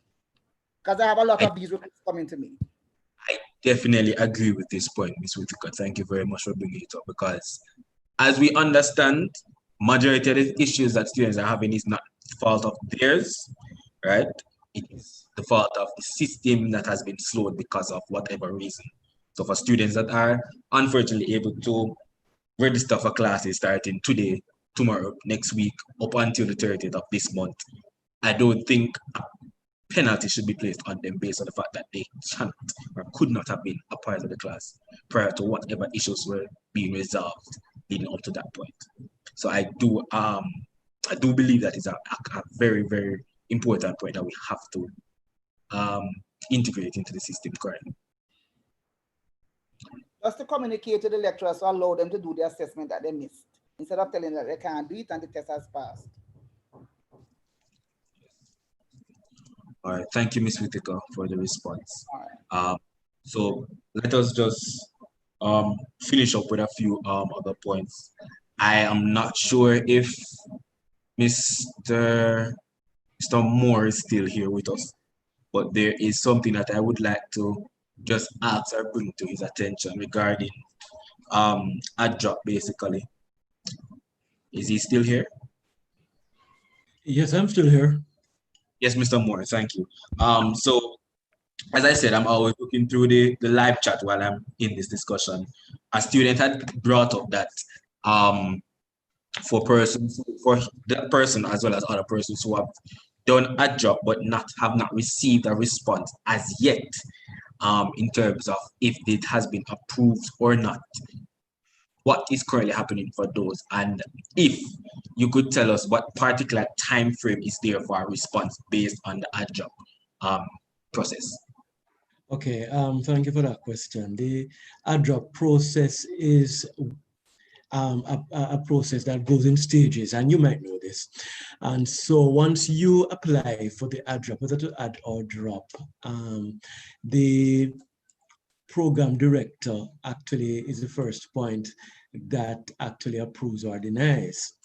And when that is done, then the Office of Admissions, Enrollment and Management goes through and process. Now, it's an easy thing, of course, as you might suspect, to remove someone from a class, but where it comes to adding someone to a class, that's where sometimes the difficulty lies, because of the clashes that the person may have, or where the classes are full already. And this is why Mr. White said that the final process and part is with our office, because we have to go through and look through. So we do aim for completing once a sign-off has been done by the school or the faculty, that we in admissions try to complete that within a week. All right, and give or take a few days, sometimes depending on what is happening, but within a week, once it's signed off, that's our target in terms of completing the airdrops. And to be clear, that is a week after the program there. That is correct. That's correct. That's correct. That's correct. So. Okay. Thank you so much. Well, thank you for your response, Mr. Moore. I don't think I might have any other comments from the students on that, from the Office of Admissions and Enrollment. However, there is a situation that I recognize that I need to bring up to both the dean and the head of school for the School of Engineering. So a particular student, and possibly the Office of Admissions and Enrollment needs to be involved in this particular query. So a student had been having an issue with being able to select modules from summer. And the basis of what is happening is that when the student went onto their student portal, the courses that she did in first semester of 2019-20, she's a second year student now, was there. However, the courses from the second semester of 2019-20 have been removed and no final grade has been put in for that student. The student had spoken to me some time ago about it, and I immediately spoke to her and told her to meet with persons from the faculty admins, the student affairs office, as well as from the admissions office, to see if there may have been something from that side that could help resolve the issue. But from my understanding now, because she messaged me yesterday, she's been instructed that she has to redo her semester 2 modules. And this is after she has completed her modules for the semester 2. She had done her final exams. But since the ending of semester 2, she has not been able to use the system to start her academic semester, which includes summer and this semester based on that. And now the modules have been removed from our portal. So I would like to know what exactly can be resolved for the student in this case. Okay. All right. Can I address that one, please, Mr. Moore? Sure. Probably you can help me afterwards. We need a little bit more information on that, Mr. McFarlane, because this would be specific to the student. There are a number of issues that may have occurred. You know, when did the student register for semester 2 is one of the issues. When did the student pay the fees for the modules, the semester 2 modules? I know registration for semester 2 went on quite a while, but they did have a cutoff in August. Were the fees paid before then? Were the lecturers notified that the fees were paid? As a matter of fact, even if the fees were paid before the cutoff date, the lecturers would have been able to enter the grades. But from the mere fact that the modules were removed, that raises a question about the registration of the student. So I do believe this is something that we have to address when we get a little bit more details. Because this sounds like an individual and not an across the board issue with all students, just an individual student. All right?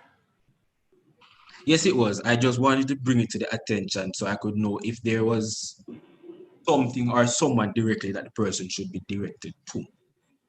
Because as I said, she's to the affairs office.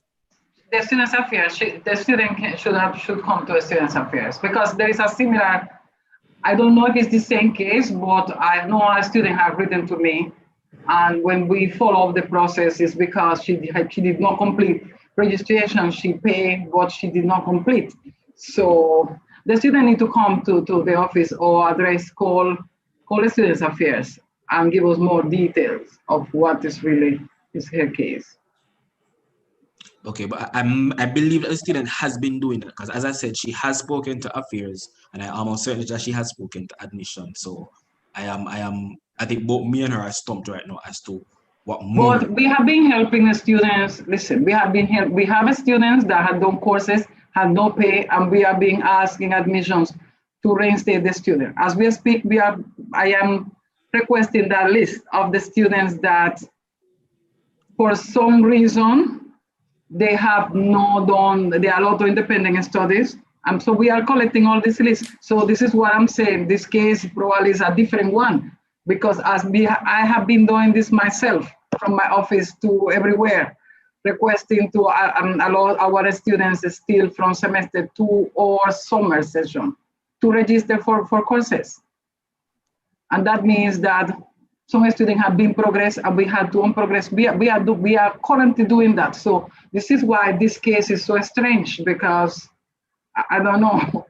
We have been helping the student to do that. So this one's so strange. So the student need to come to us, the students affairs, with all the details, and we will help. Okay, definitely. All right, thank you very much. I believe she's in the live chat. So if anything, I will message her directly afterwards and speak She can write to us to the head of school. She's from engineering or she's from a skit? Engineering. Through the Okay. chair, may I speak through the chair? Yeah. Just to address two matters that you raised earlier. This one and the one before. On the matter of ad drop, I'm so happy that you raised it because one of the reasons why this department is so heavily needed by students is that where there are processes throughout the student life cycle that are not adhered to, whether it's a deadline or some other process that needs to be done, there are no real, the process allows people to go along, see a student. We're talking about a student who in the new academic year is querying something from semester 2. The student would have had the opportunity to carry those modules right through to the summer session. The thing with finance and business services is that we have some checks in the system. And so if a module is added late, for example, if an ad drop request, like the scenario raised, if the ad drop is raised on time by the student, but is signed off late by the representatives in the faculty, or if it's done on time by the faculty, but processed late by admissions, our system is configured at the start of the academic year. So we don't know. The system simply reads and looks for certain criteria and then it applies the condition. So those students, a lot of our requests coming to us are for people who are saying, but I should not have been charged a late registration fee because I didn't register late, when in fact it's an ad drop or a transfer of credit or an independent study that was not processed in time for the census date, because by census date, the system is looking that you are at a particular status. So I say this to say, right now, if you do have students who are processing a drop, and I was thinking of reaching out to Mr. Moore, because whatever the delay, whether it's at the faculty end or it's just, the volume of work that admissions has, if somebody doesn't advise us of the list of students who are pending an ad drop update, when census date comes and the system reads for the registered status and a module is added after the date, it's going to ping that charge on the account. So we do an exemption report when we have certain conditions, students are facing difficulties, or we have some internal process that didn't work well. I'm going to ask if admissions could advise us of those that they have. If deadline is coming up and there are outstanding ad drops not yet processed, if we could be given the list of those persons, and we would only take it from admissions, we wouldn't take it from the faculties, because we want to ensure that, we get nothing, I don't mean anything by that, but we would take it through admissions. So we would ensure that those persons are not charged a facility fee, the late registration fee, which is one of the big things that occur. Students insist that they submitted their forms on time, and so they shouldn't be charged. But we are not seeing that in accounts. Billing takes place outside of here. So I don't know, Mr. Moore, what you think, until we are able to tidy up the timelines. If we can get an exception report for adjournment spending. We will send you that report, Mrs. McLennan, without a doubt. Okay, right. So that's one thing that can help, but it's really not the solution. The solution is that we have to pay attention to the deadlines from admissions, and that the faculty processes the thing in its entirety by whatever date admissions gives to get it to them on time, so that the students are not charged and then they have to write us, and it creates a lot of bottleneck. And then the second one is the second point I wanted to raise is regarding the student who is now asking about her registration. And I'm happy for what Ms. Chambers explained, because students, that was one of the biggest requests that we were getting at one point. These are persons, we have to remember now that semester 2 started January 2020. So for a student to raise a query about modules that are that came off in August is really outside of the scope of anything that's reasonable. We would have closed off from semester 2 ended May, and the university, as Prof was explaining, gave an extended period. The admissions teams took it up to August. Now, enrollment is not registration. And so when students confirm the modules on their reports and they pay any portion less than what the university says is required for you to be financially cleared, you are not registered on the module. And when we close off, those modules will be removed. So it has been assessed very appropriately by the team that spoke earlier.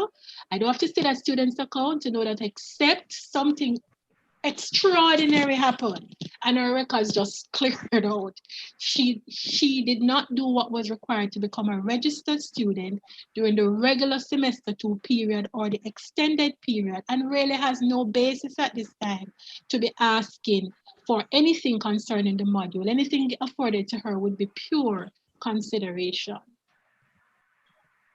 Thank you, Chair. Okay, no problem. Thank you for your response on that. Give me, oh, sorry. Yeah, so I'm still in the chat, and I'm just wanting to ask one more question that I believe is the last one from the chat. For independent study, what update can any be given about independent study that students have applied for this semester? There is not a general specific question regarding this. Has it been approved or how long? But they're just asking for an update on independent study.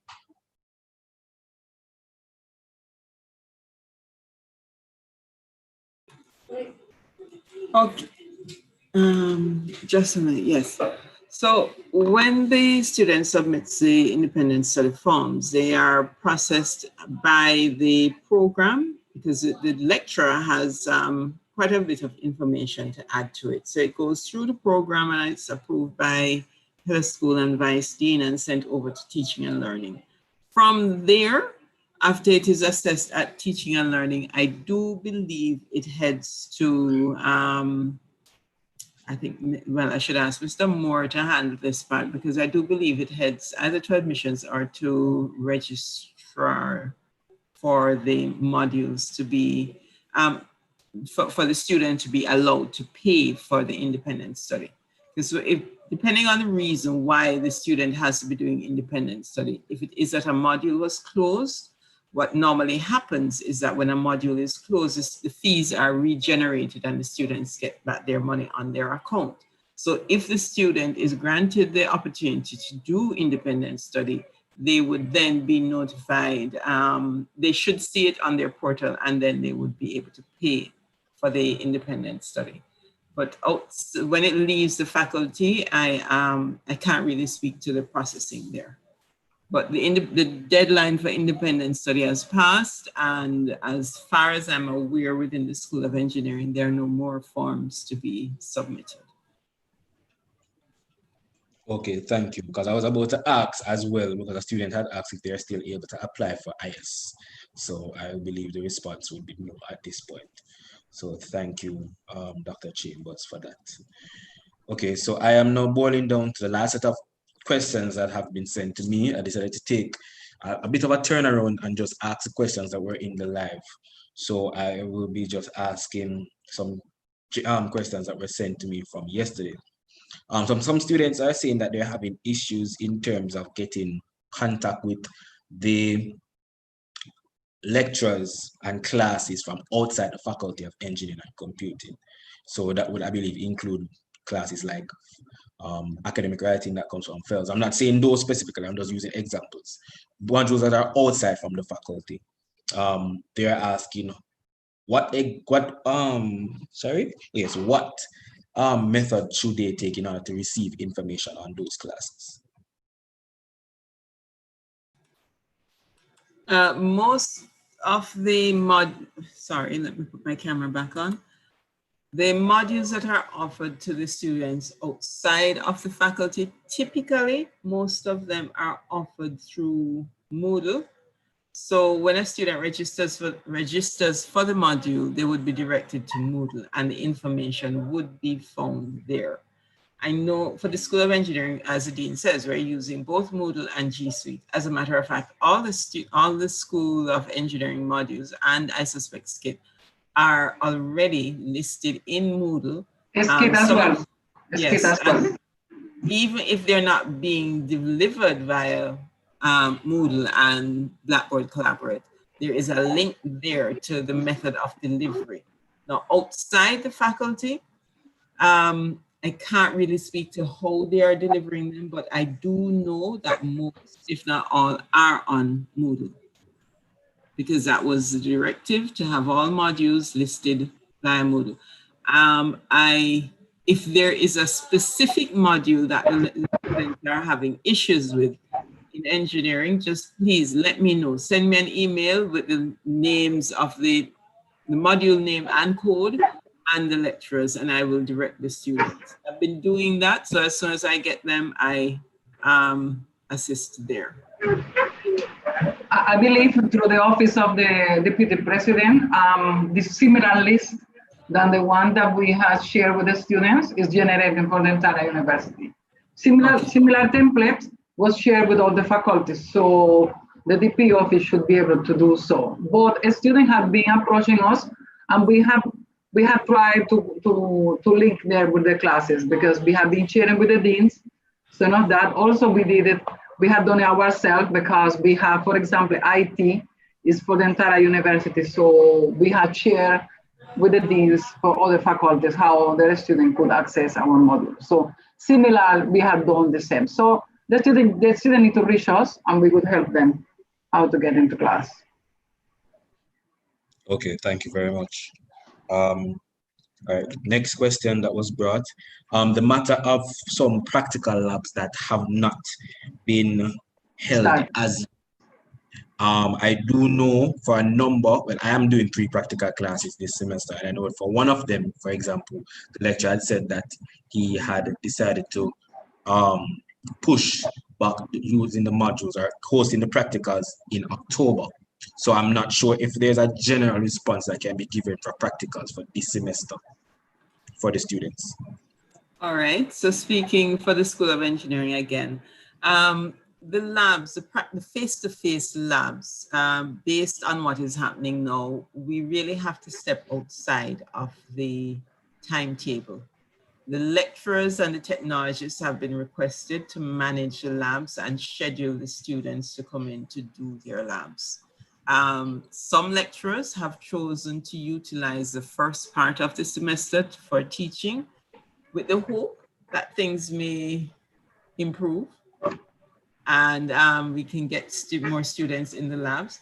I don't want to sound negative, but I don't think that will happen. But what this does, because the teaching part itself tends to be shorter for 3 credit modules. The lectures / tutorial tends to have fewer hours than the labs, because the labs are about 45 hours, whereas the lectures would be 30 hours. So what will happen is that you finish the bulk of the teaching, and then the lecturer has a longer time to schedule, or the technologist has a longer time to schedule the students to come in to do the face-to-face labs. Some lecturers have chosen to do the labs every 2 to 3 weeks. I note that you have brought that up because we have a concern within the school.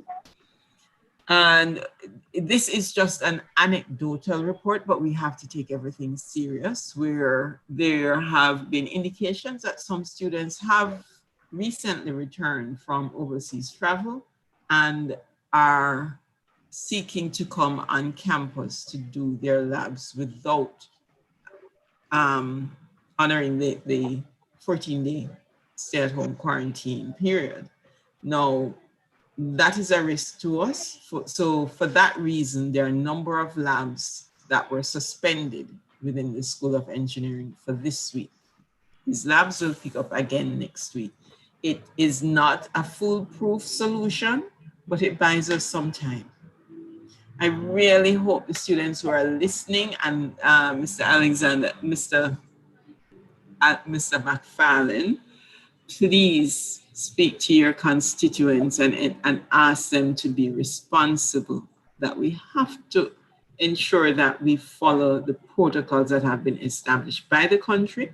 I know we have our protocols here at UTech, and we just have to work with those as well. Respect them and respect each other. All right. So we are working, we have to be careful, we have to be mindful. We have developed laboratory protocols. We are in some labs, we are only accepting 5. In some, we're accepting 8 students. There are larger facilities where we can accept up to about 10. So that means that we have to come up with methods of handling the labs to ensure that the students are able to get their practical experience in as well. So we're asking for your cooperation. Part of the solutions is that the technologists have been creating simulations or videos to demonstrate the labs before. And for some of the labs, we can work with that. Some of the labs are online, those are fine. But for the other ones that are face-to-face, the technologists have been developing videos and doing simulations, which they share with the students and question the students on this. But that does not replace the hands-on. So we have to get the students in for the hands-on, but we really do ask that you respect the protocols that are established. Right. Definitely. Thank you very much. So the last question that I have to ask, and then I am realizing that Miss Shantia Lewis is not here. I'm not sure if she has a class. So I would have to basically cover the last question, and I think we'll call it the ending of this town hall meeting, because as I had said at the beginning, I don't have any updates from the UTech Students Union at this time. So the last question that I have to the last question that I have to share is in regards to the G Suite system. Now, in understanding how the system works,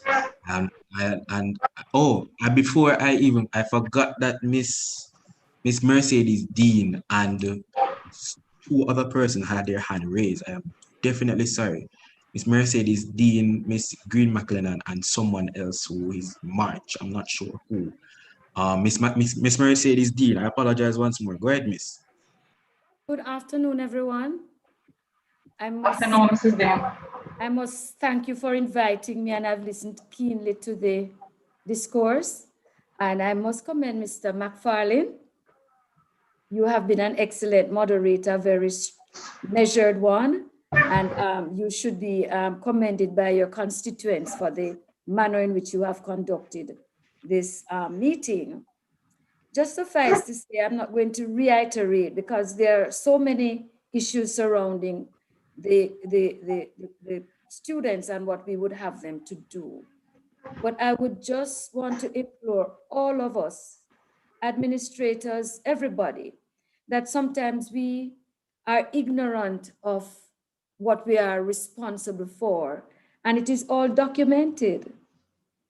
And some years ago, while I was studying, one of the professors said to me, the worst thing to see is ignorance in action.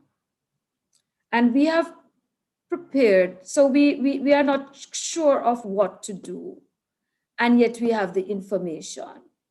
I am not a millennial, but I know the millennials do not like, they like people to tell them a lot of stuff.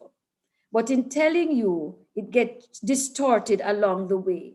So it is important that you own the information.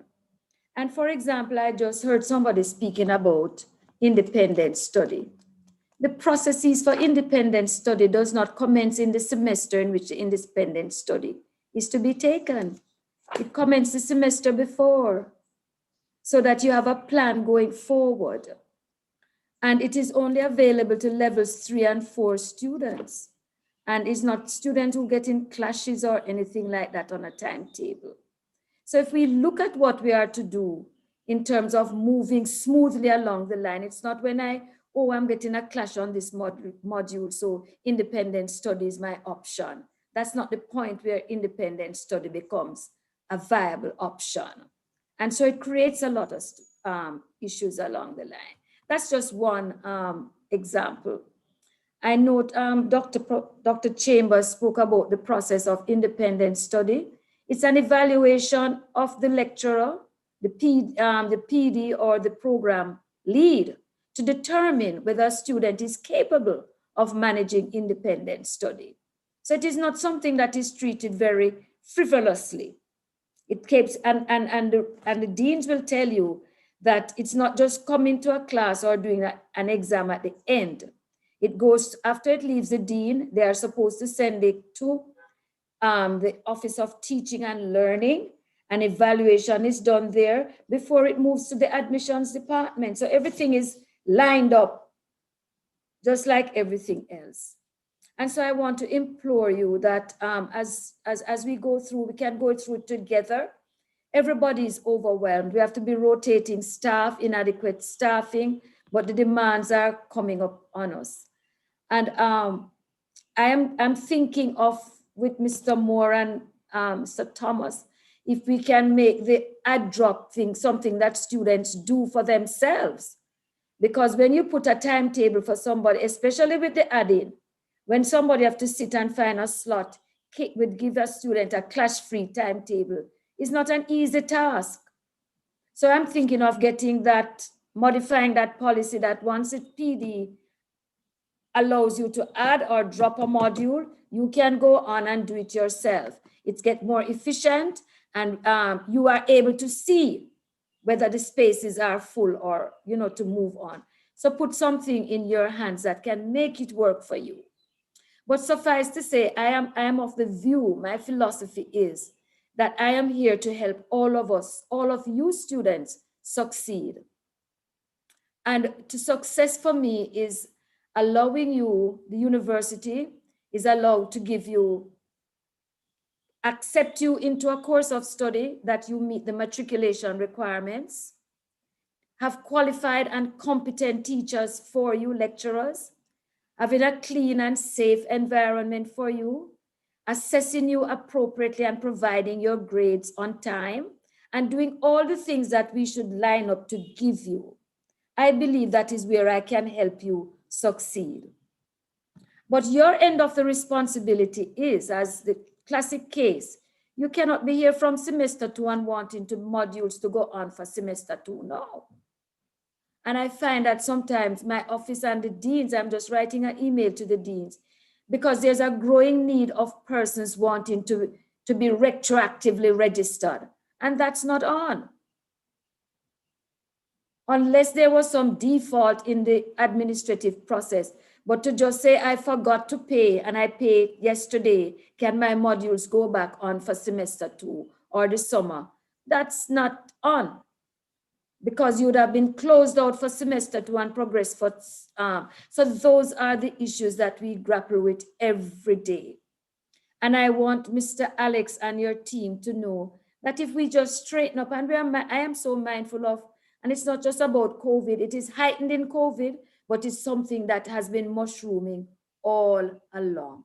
So help us to to help you. And to help you, you need to read information, and when you're unclear, ask the questions. Today, I worked from home and I listened to the call-in program, and somebody from UTech called. And you know what she said? She said she applied for student loan, but she didn't finish paying her loan and she stopped coming 3 years now. And now that she wants to come back, because she's now in a position, the student loan is telling her that she has to pay off her loan before she comes back to the university. And the Miss Emily Shields said to her, "Did you write about it before now?" And she said, "No." She said, "I called somebody 3 years ago." And you know, Miss Shields really put it in perspective to her that you don't wait until the moment to present yourself. If there's a problem, come forward before. So if you from now notice you're not going to meet the 30%, don't wait until October 1. You go to Miss McLennan and say, "Oh, I can't meet it," because the systems are going to charge you. Seek assistance now. Seek it now. I have asked deans that people who have done add drops, that whoever doing it now, that they process them. So we are ahead of September 30 to see how much we can clear off from that time. Don't wait until September 30 because classes are going to be filled for many of you. And you can drop a module, but certainly you can't add one. So if you need to do that now, now is the time to do it. Be proactive. All I ask you for, be proactive. And so I wish you well for this semester with all the uncertainties. And I want to assure you that your dean, the members of staff in your faculty have been working assiduously. The admissions department, my staff, they are popped down, you know, that's the term. The finance area is overwhelmed. All of us are overwhelmed and we are struggling with our own personal issues, management of COVID, because we don't want to get sick, and how best to make you succeed. And I'm sure all of us want that for you. So I wish you well.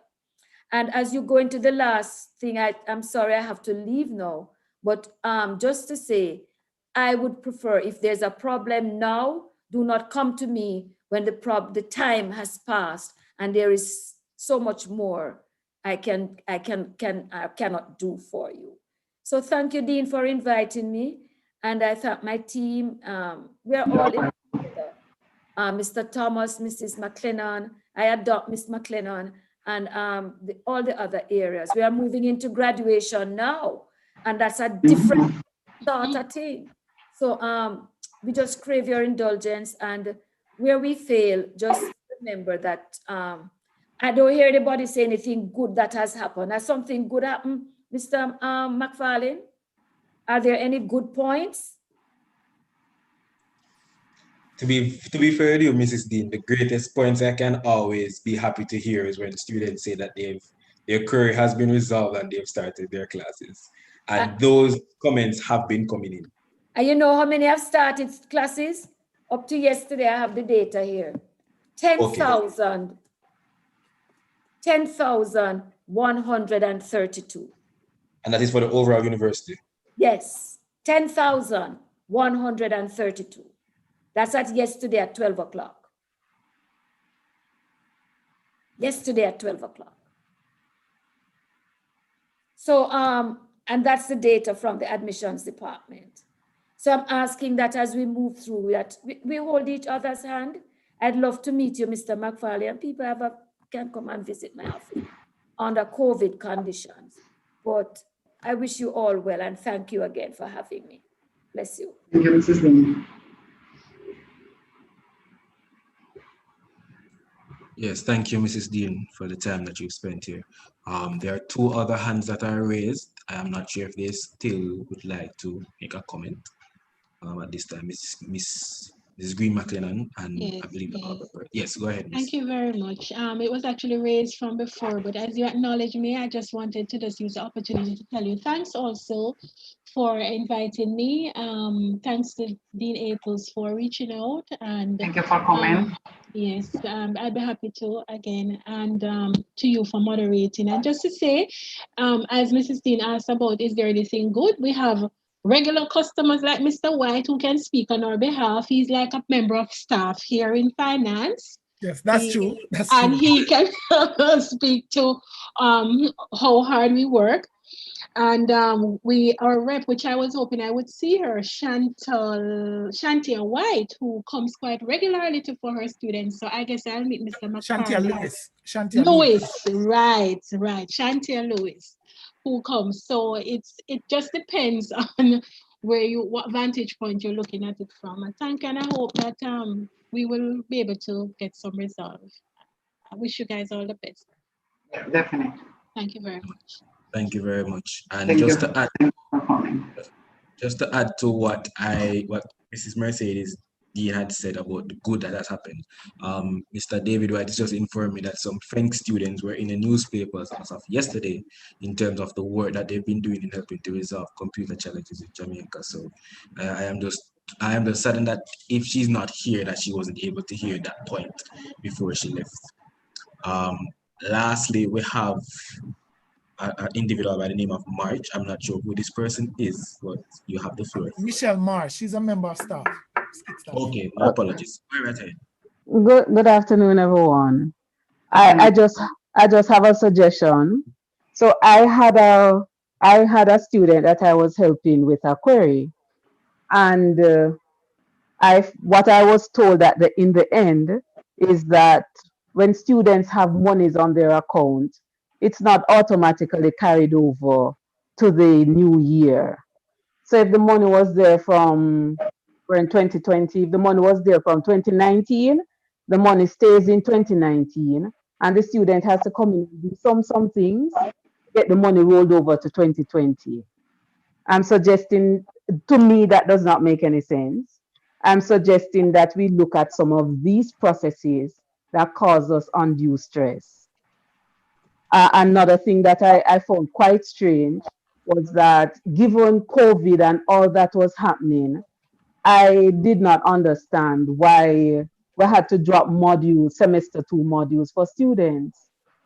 And then after we drop the modules, we're now in this chaos trying to get the modules added.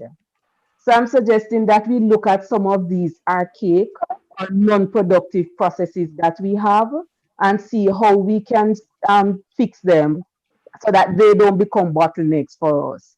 Yes, we talk about short staff, we talk about not having manpower in all areas, the systems don't work the way we want, but the processes that we have and the rules that some of the rules that exist, they also cause these things to happen. So I'm suggesting that we review some of these things. This is a process that, thank you, Ms. March, but this is a process that is really going now. There is a company that has been with us from the beginning of the academic, since beginning of this year. Focal Point is doing the business process review. So the first draft of the document has come out, that is the current process. And some of the areas have been started addressed, like as is student services, the ISA system, and all the flow, the processes. So the university is in that process. So this is a good opportunity with the COVID to really strengthen some of the system.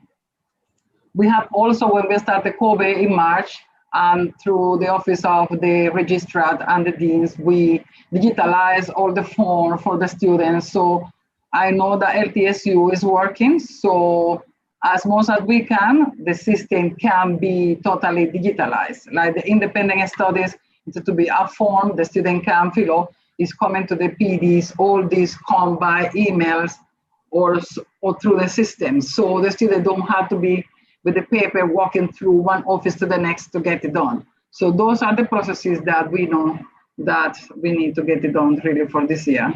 So that would help minimize all the stress. that all of us are going through. So I think Mr. Moore have raised his hand, Alex. Yes, go ahead, Mr. Moore. Yes, I just wanted to respond to Ms. Marsh.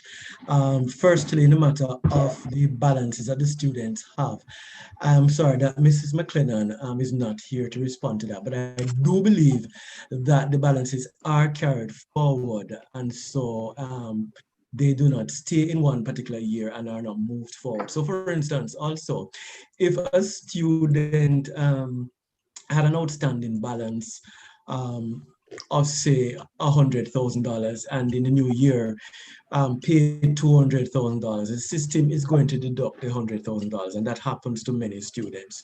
So in fact, the balances are carried forward. There might be an issue sometimes if the student is not progressed, then because an enrollment record is not there for the new year as yet, then that calculation cannot be done. Okay, but the balances are carried forward. Well, as to the matter of can I interject a little, Mr. Moore? Yeah, sure. Well, if that is the case, then what it means is that the staff who deal with this matter don't know what you know. It took me the entire semester 3. It was at the end of semester 3 that and the student was registered for semester 3. And it took me the entire summer semester and almost into semester 1 to get him sorted out and to get the money that is on the system that I am seeing and he's seeing carried over to pay for his summer modules. Right. And eventually he had to come up here. I had to go over there. He had to come up here, fill out a form, and the form was to say, carry the money over from that semester to this semester. Okay. That's what happened. Okay, I'm not so sure what happened in that specific circumstance, so I don't have the details, so I couldn't say. But generally, the monies are carried forward, as far as I know. To just address your second point in respect about the modules having to be removed. No, one of the main reasons for that is that the system has to be cleared. The system has to be cleared because the progression has to be done, and progression, of course, for the students, particularly also to understand, is the process that helps the university and you to know what your registration status is. And so, for instance, if you unfortunately are not doing as well, and once we calculate your GPA, etc., you're supposed to be able to be told whether you are being advanced to the next level and whether you are going to now be level 2, level 3, etc., or whether you're going to be on academic probation. And so that's one of the major reasons why the modules have to be taken off so that process can be done. All right, so just to give an explanation there. I don't know, Ms. March, if, in the future, other things can pertain, but at this juncture, that is the reason. That's a major reason why that happens. All right. Alex, over to you. Thank you. I think we are into almost 2 hours. Yes, we should be brushing along that time. I'm not 100% sure. I do see one last hand up, and afterwards I will just ask the last question that was given, and then we'll continue further. So I believe this is Damit. I do not want to butcher the last name, so if it's possible, you could just go ahead. Yes. Yeah, good evening, everybody. I don't know, I am intruding meeting because I didn't get any invitation, but I heard about and I came. I'm a lecturer at ISKIT. This is regarding to my students. I'm teaching ISKIT module at SOBA. 2 modules I had the same problem, but ISKIT, when I teach ISKIT, the problem that is the Moodle for the students. The Moodle for me work, but Moodle students cannot see it. Now, up to now, I just see an email to go into UTech email address I heard that a solution, but up to now 4 weeks gone, my students, so by students I teach database module, it is not working. And I send emails and I send email from week 0. Week 0 mean 1 week before the university, the courses start. And the students went, walk. Last week I sent them to.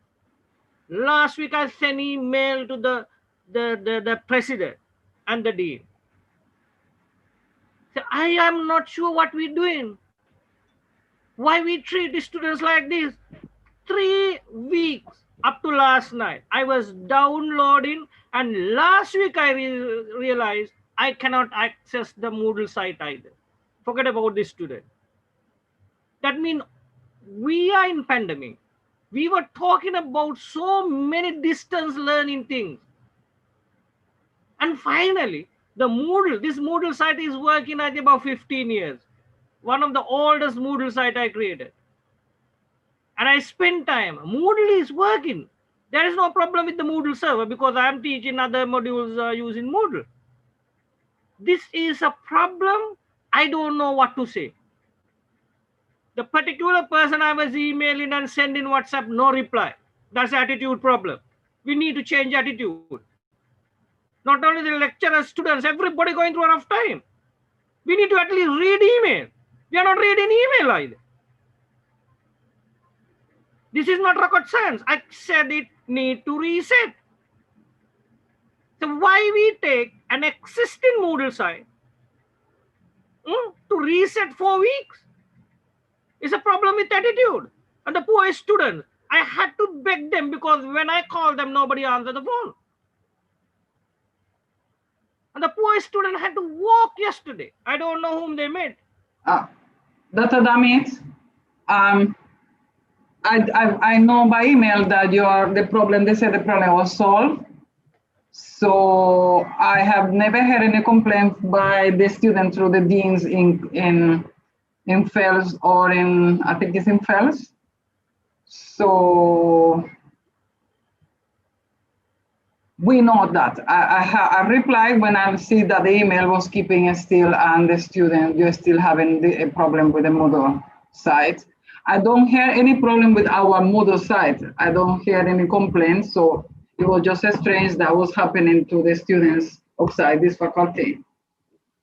Moodle server is not problem. Moodle server is working, but this particular Moodle site was not a reset. That was the problem. Okay. The claim should accepted by ODL and the coordinator at ISKI. Those are the two people did not know what they are doing. Okay, so but this is not a meeting for this. This is the student. The students have really invited us to talk about their problems. So I thought I noticed yours, and I have approached Dr. Bata Bryan regarding the Moodle site. So let's see what she is going to respond to it. I saw Mrs. Park had replied and said that the problem is being solved. So when you have the next class, please let me know if you are still having difficulties. I will. And thank you. And this is the students' problem. 35 students had this problem. Okay. But this is not my problem. I don't have a problem. All right. Thank you. Thank you. Okay. Thank you. All right, thank you for that, Dr. Damit. So on to the last question, basically, and this is relating to the G Suite system that is currently being used for School of Engineering and I believe School of Computer and Information Technology classes specifically. Some of the first year students have been having some issues in terms of getting access to their UTech e-student emails in order to begin attending classes. For those who are still here on the live with us and here in the chat, the system, from my understanding, is that once we've once we paid our ECF and we have selected our modules and confirmed them, then afterwards we should be able to start attending classes. This was the information that the acting president of the university sent some weeks ago in terms of how we'll be doing classes based on the change in the payment plans for the university students. Additional to that now, after they selected their modules, what has been requested from the students is to fill out a Google form document that is, I believe, in charge by both Dr. Campbell and Dr. Therese Chambers. I can be subject to correction if necessary. And within 24 hours, they should get a response from the Google Cloud stating that they need to reset their passwords, and then afterwards they'll have access to the G Suite system. Now, a number of problems have been here while trying to have this sorted out. One particular student, and I believe there have been many others, where we've had to constantly resending this information to the student because he's saying that he's not receiving it. I've been working tirelessly with Dr. Campbell in order to ensure that for the benefit of both the students and staff, things have been resolved. However, there are still a remaining few that have not been able to get access to the system. And this is purely because in order to get access to the UTech email, they have to be financially cleared, and that includes the 30%. Right? I do know that basically financial clearance is, well, one without late fees up until next week. So I am asking if there is for the students who have not been able to be cleared as yet, what can we do for them in order for them to start attending classes? Because especially for SLB students who has not reached status D and SLB has not sent over information to the university finance department as yet on their behalf saying that they can be cleared, what can be done for those students? All right, so the student, for the modules that are being offered via G Suite, well, even with Moodle, I do not believe that without clearance, the students will be able to access the module material, all right? Because in order to use G Suite, you must have the university email address. Dr. Campbell has been doing a sterling job getting me that information. As soon as I get them, well, within a day, I do put them on G Suite, and let me just say that all returning students were on G Suite from August 31. The unfortunate thing is that students were not checking their emails, so they did not know. So it expired, so I've had to be resetting persons. There are persons who, the persons with the main problems, as you indicated, are the first year students. So we've been getting that information. Mr. Senior has sent quite a bit. The lecturers who deliver modules to the first year students have been sending quite a bit of information, and we've been getting these on. The document that Dr. Campbell developed, he checks it, he sends over to me, and so we've been working with that. Now, there are times when I reset students and 2 days later, I'm being asked to reset the student again because they don't check. They don't check. So when they do check, it's expired, they can't use the link. So I really want students to be checking once they have asked, they just check every day, because after I send the link, it expires after 48 hours. Now, for those students who, for some reason, they still haven't got their UTech email working, I know that Tier 1 has been bombarded with with a lot of requests, yes. So it's taking them a while and they're working through it. So it's happening. But what I can say for those modules that are being hosted by Classroom and G Suite, that while the students are not able to access the classroom and view the class material, they can still join the live sessions through Meet. All right. So I shared the spreadsheet with all the lecturer contact details and technologist contact details with you. So the students are able to contact their lecturers directly and indicate to them that they would like to join the live sessions. We can assist there, but we cannot assist with the material, the assignments, all of those issues, because where they are hosted, students need to be registered. And by registered, I mean paying their ECF. come September 30, it will be more than just the ECF. It will be the ECF and the 30%. Through the all right. But for the time being, they can speak directly to the lecturers and obtain access to the live sessions. Okay, through the chair, I'd like to say something about the G Suite. Okay, thank you, Dr. Chambers. And go ahead, Ms. Whitaker. Okay, for G Suite, that's another issue that I don't know if Professor Aples or Dr. Chambers can assist with. When I started out, I was told that I could use G Suite, Blackboard, or Moodle. I did the pros and cons and I opted to use G Suite. But while I was in the process of setting up my classes, I realized that I could not get access to the Google Classroom and that I couldn't use no other mail except a UTech mail. So I went on Google and I did some research as to why I was having this problem, because I found it strange that G Suite is Gmail and G Suite is blocking you from using Gmail. When I did the research stated that it is the organization that is using the software that would have put any restrictions on it. I went physically to Mr. Brown, and what Mr. Brown explained to me was that basically, he was informed that the School of Computing would have been using G Suite to do some research, and that since the start, the Sunday before the semester began, he observed that there was a flurry of activity on G Suite, so he put on further restrictions on it. I had actually sent a mail to Professor Aples, Dr. Copy to Mr. Brown and so on, but I didn't get any response. So what I want to find out, why is it that there's a restriction being placed on the G Suite if it is that we can access it for free? And why is it that I'm not allowed to do the Google Classroom? Because I had already gone ahead and set up for my classes. So I am refusing now to use I'm not using Blackboard or Moodle because I had already done the work in G Suite.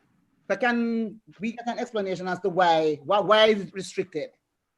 So any restrictions on G Suite is by UTech. Why is UTech restricting G Suite? This problem has to be solved. We have reached out to the president and the office of the deputy president. So a meeting should happen between us and Mr. Brown, because the plan, he is the misunderstanding of the word research by his part, because when we said it's going to be G Suite is the second LMS for UTech, and it's a project for FENC. This is how we presented to the university and was approved by the president. So basically now, Prof. Jael had said that yes, we are being authorized to fully use the G Suite, but there is a misunderstanding on the other side. So last Friday, we have met with the DP and he promised to get an action by the president's office for the IS to release the system for us. Because had it not been for the restrictions that was placed on it by UTech, then we would not have needed to we would not have been mandated to use the UTech's email.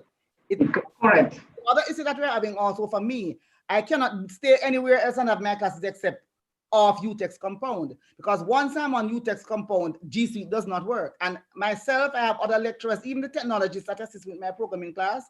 He was on UTech's campus. I was in the lab. He said he's unable to log on. He had to switch from G Suite, and I had to send invitation to this to another link, because once we're on UTech compound, you cannot access G Suite. So that to me also seems as if some restriction. Oh, this is totally new to me. I never know that one. You cannot. So you could probably try. You cannot access G Suite, the one that we get from UTech. That is the one, not the one that you use from your personal. But we have been using it, Therese. We have been in G Suite on campus. No, what I'm saying is, I have a Gmail account, my personal Gmail account. So you are using your personal Gmail account, no problem. But if you use the account, the UTech's account that you have to put in the UTech's login, you cannot access it on the compound. Try and tell you cannot. Well, I have not tried that. And I had already developed a module in my personal account, personal G Suite.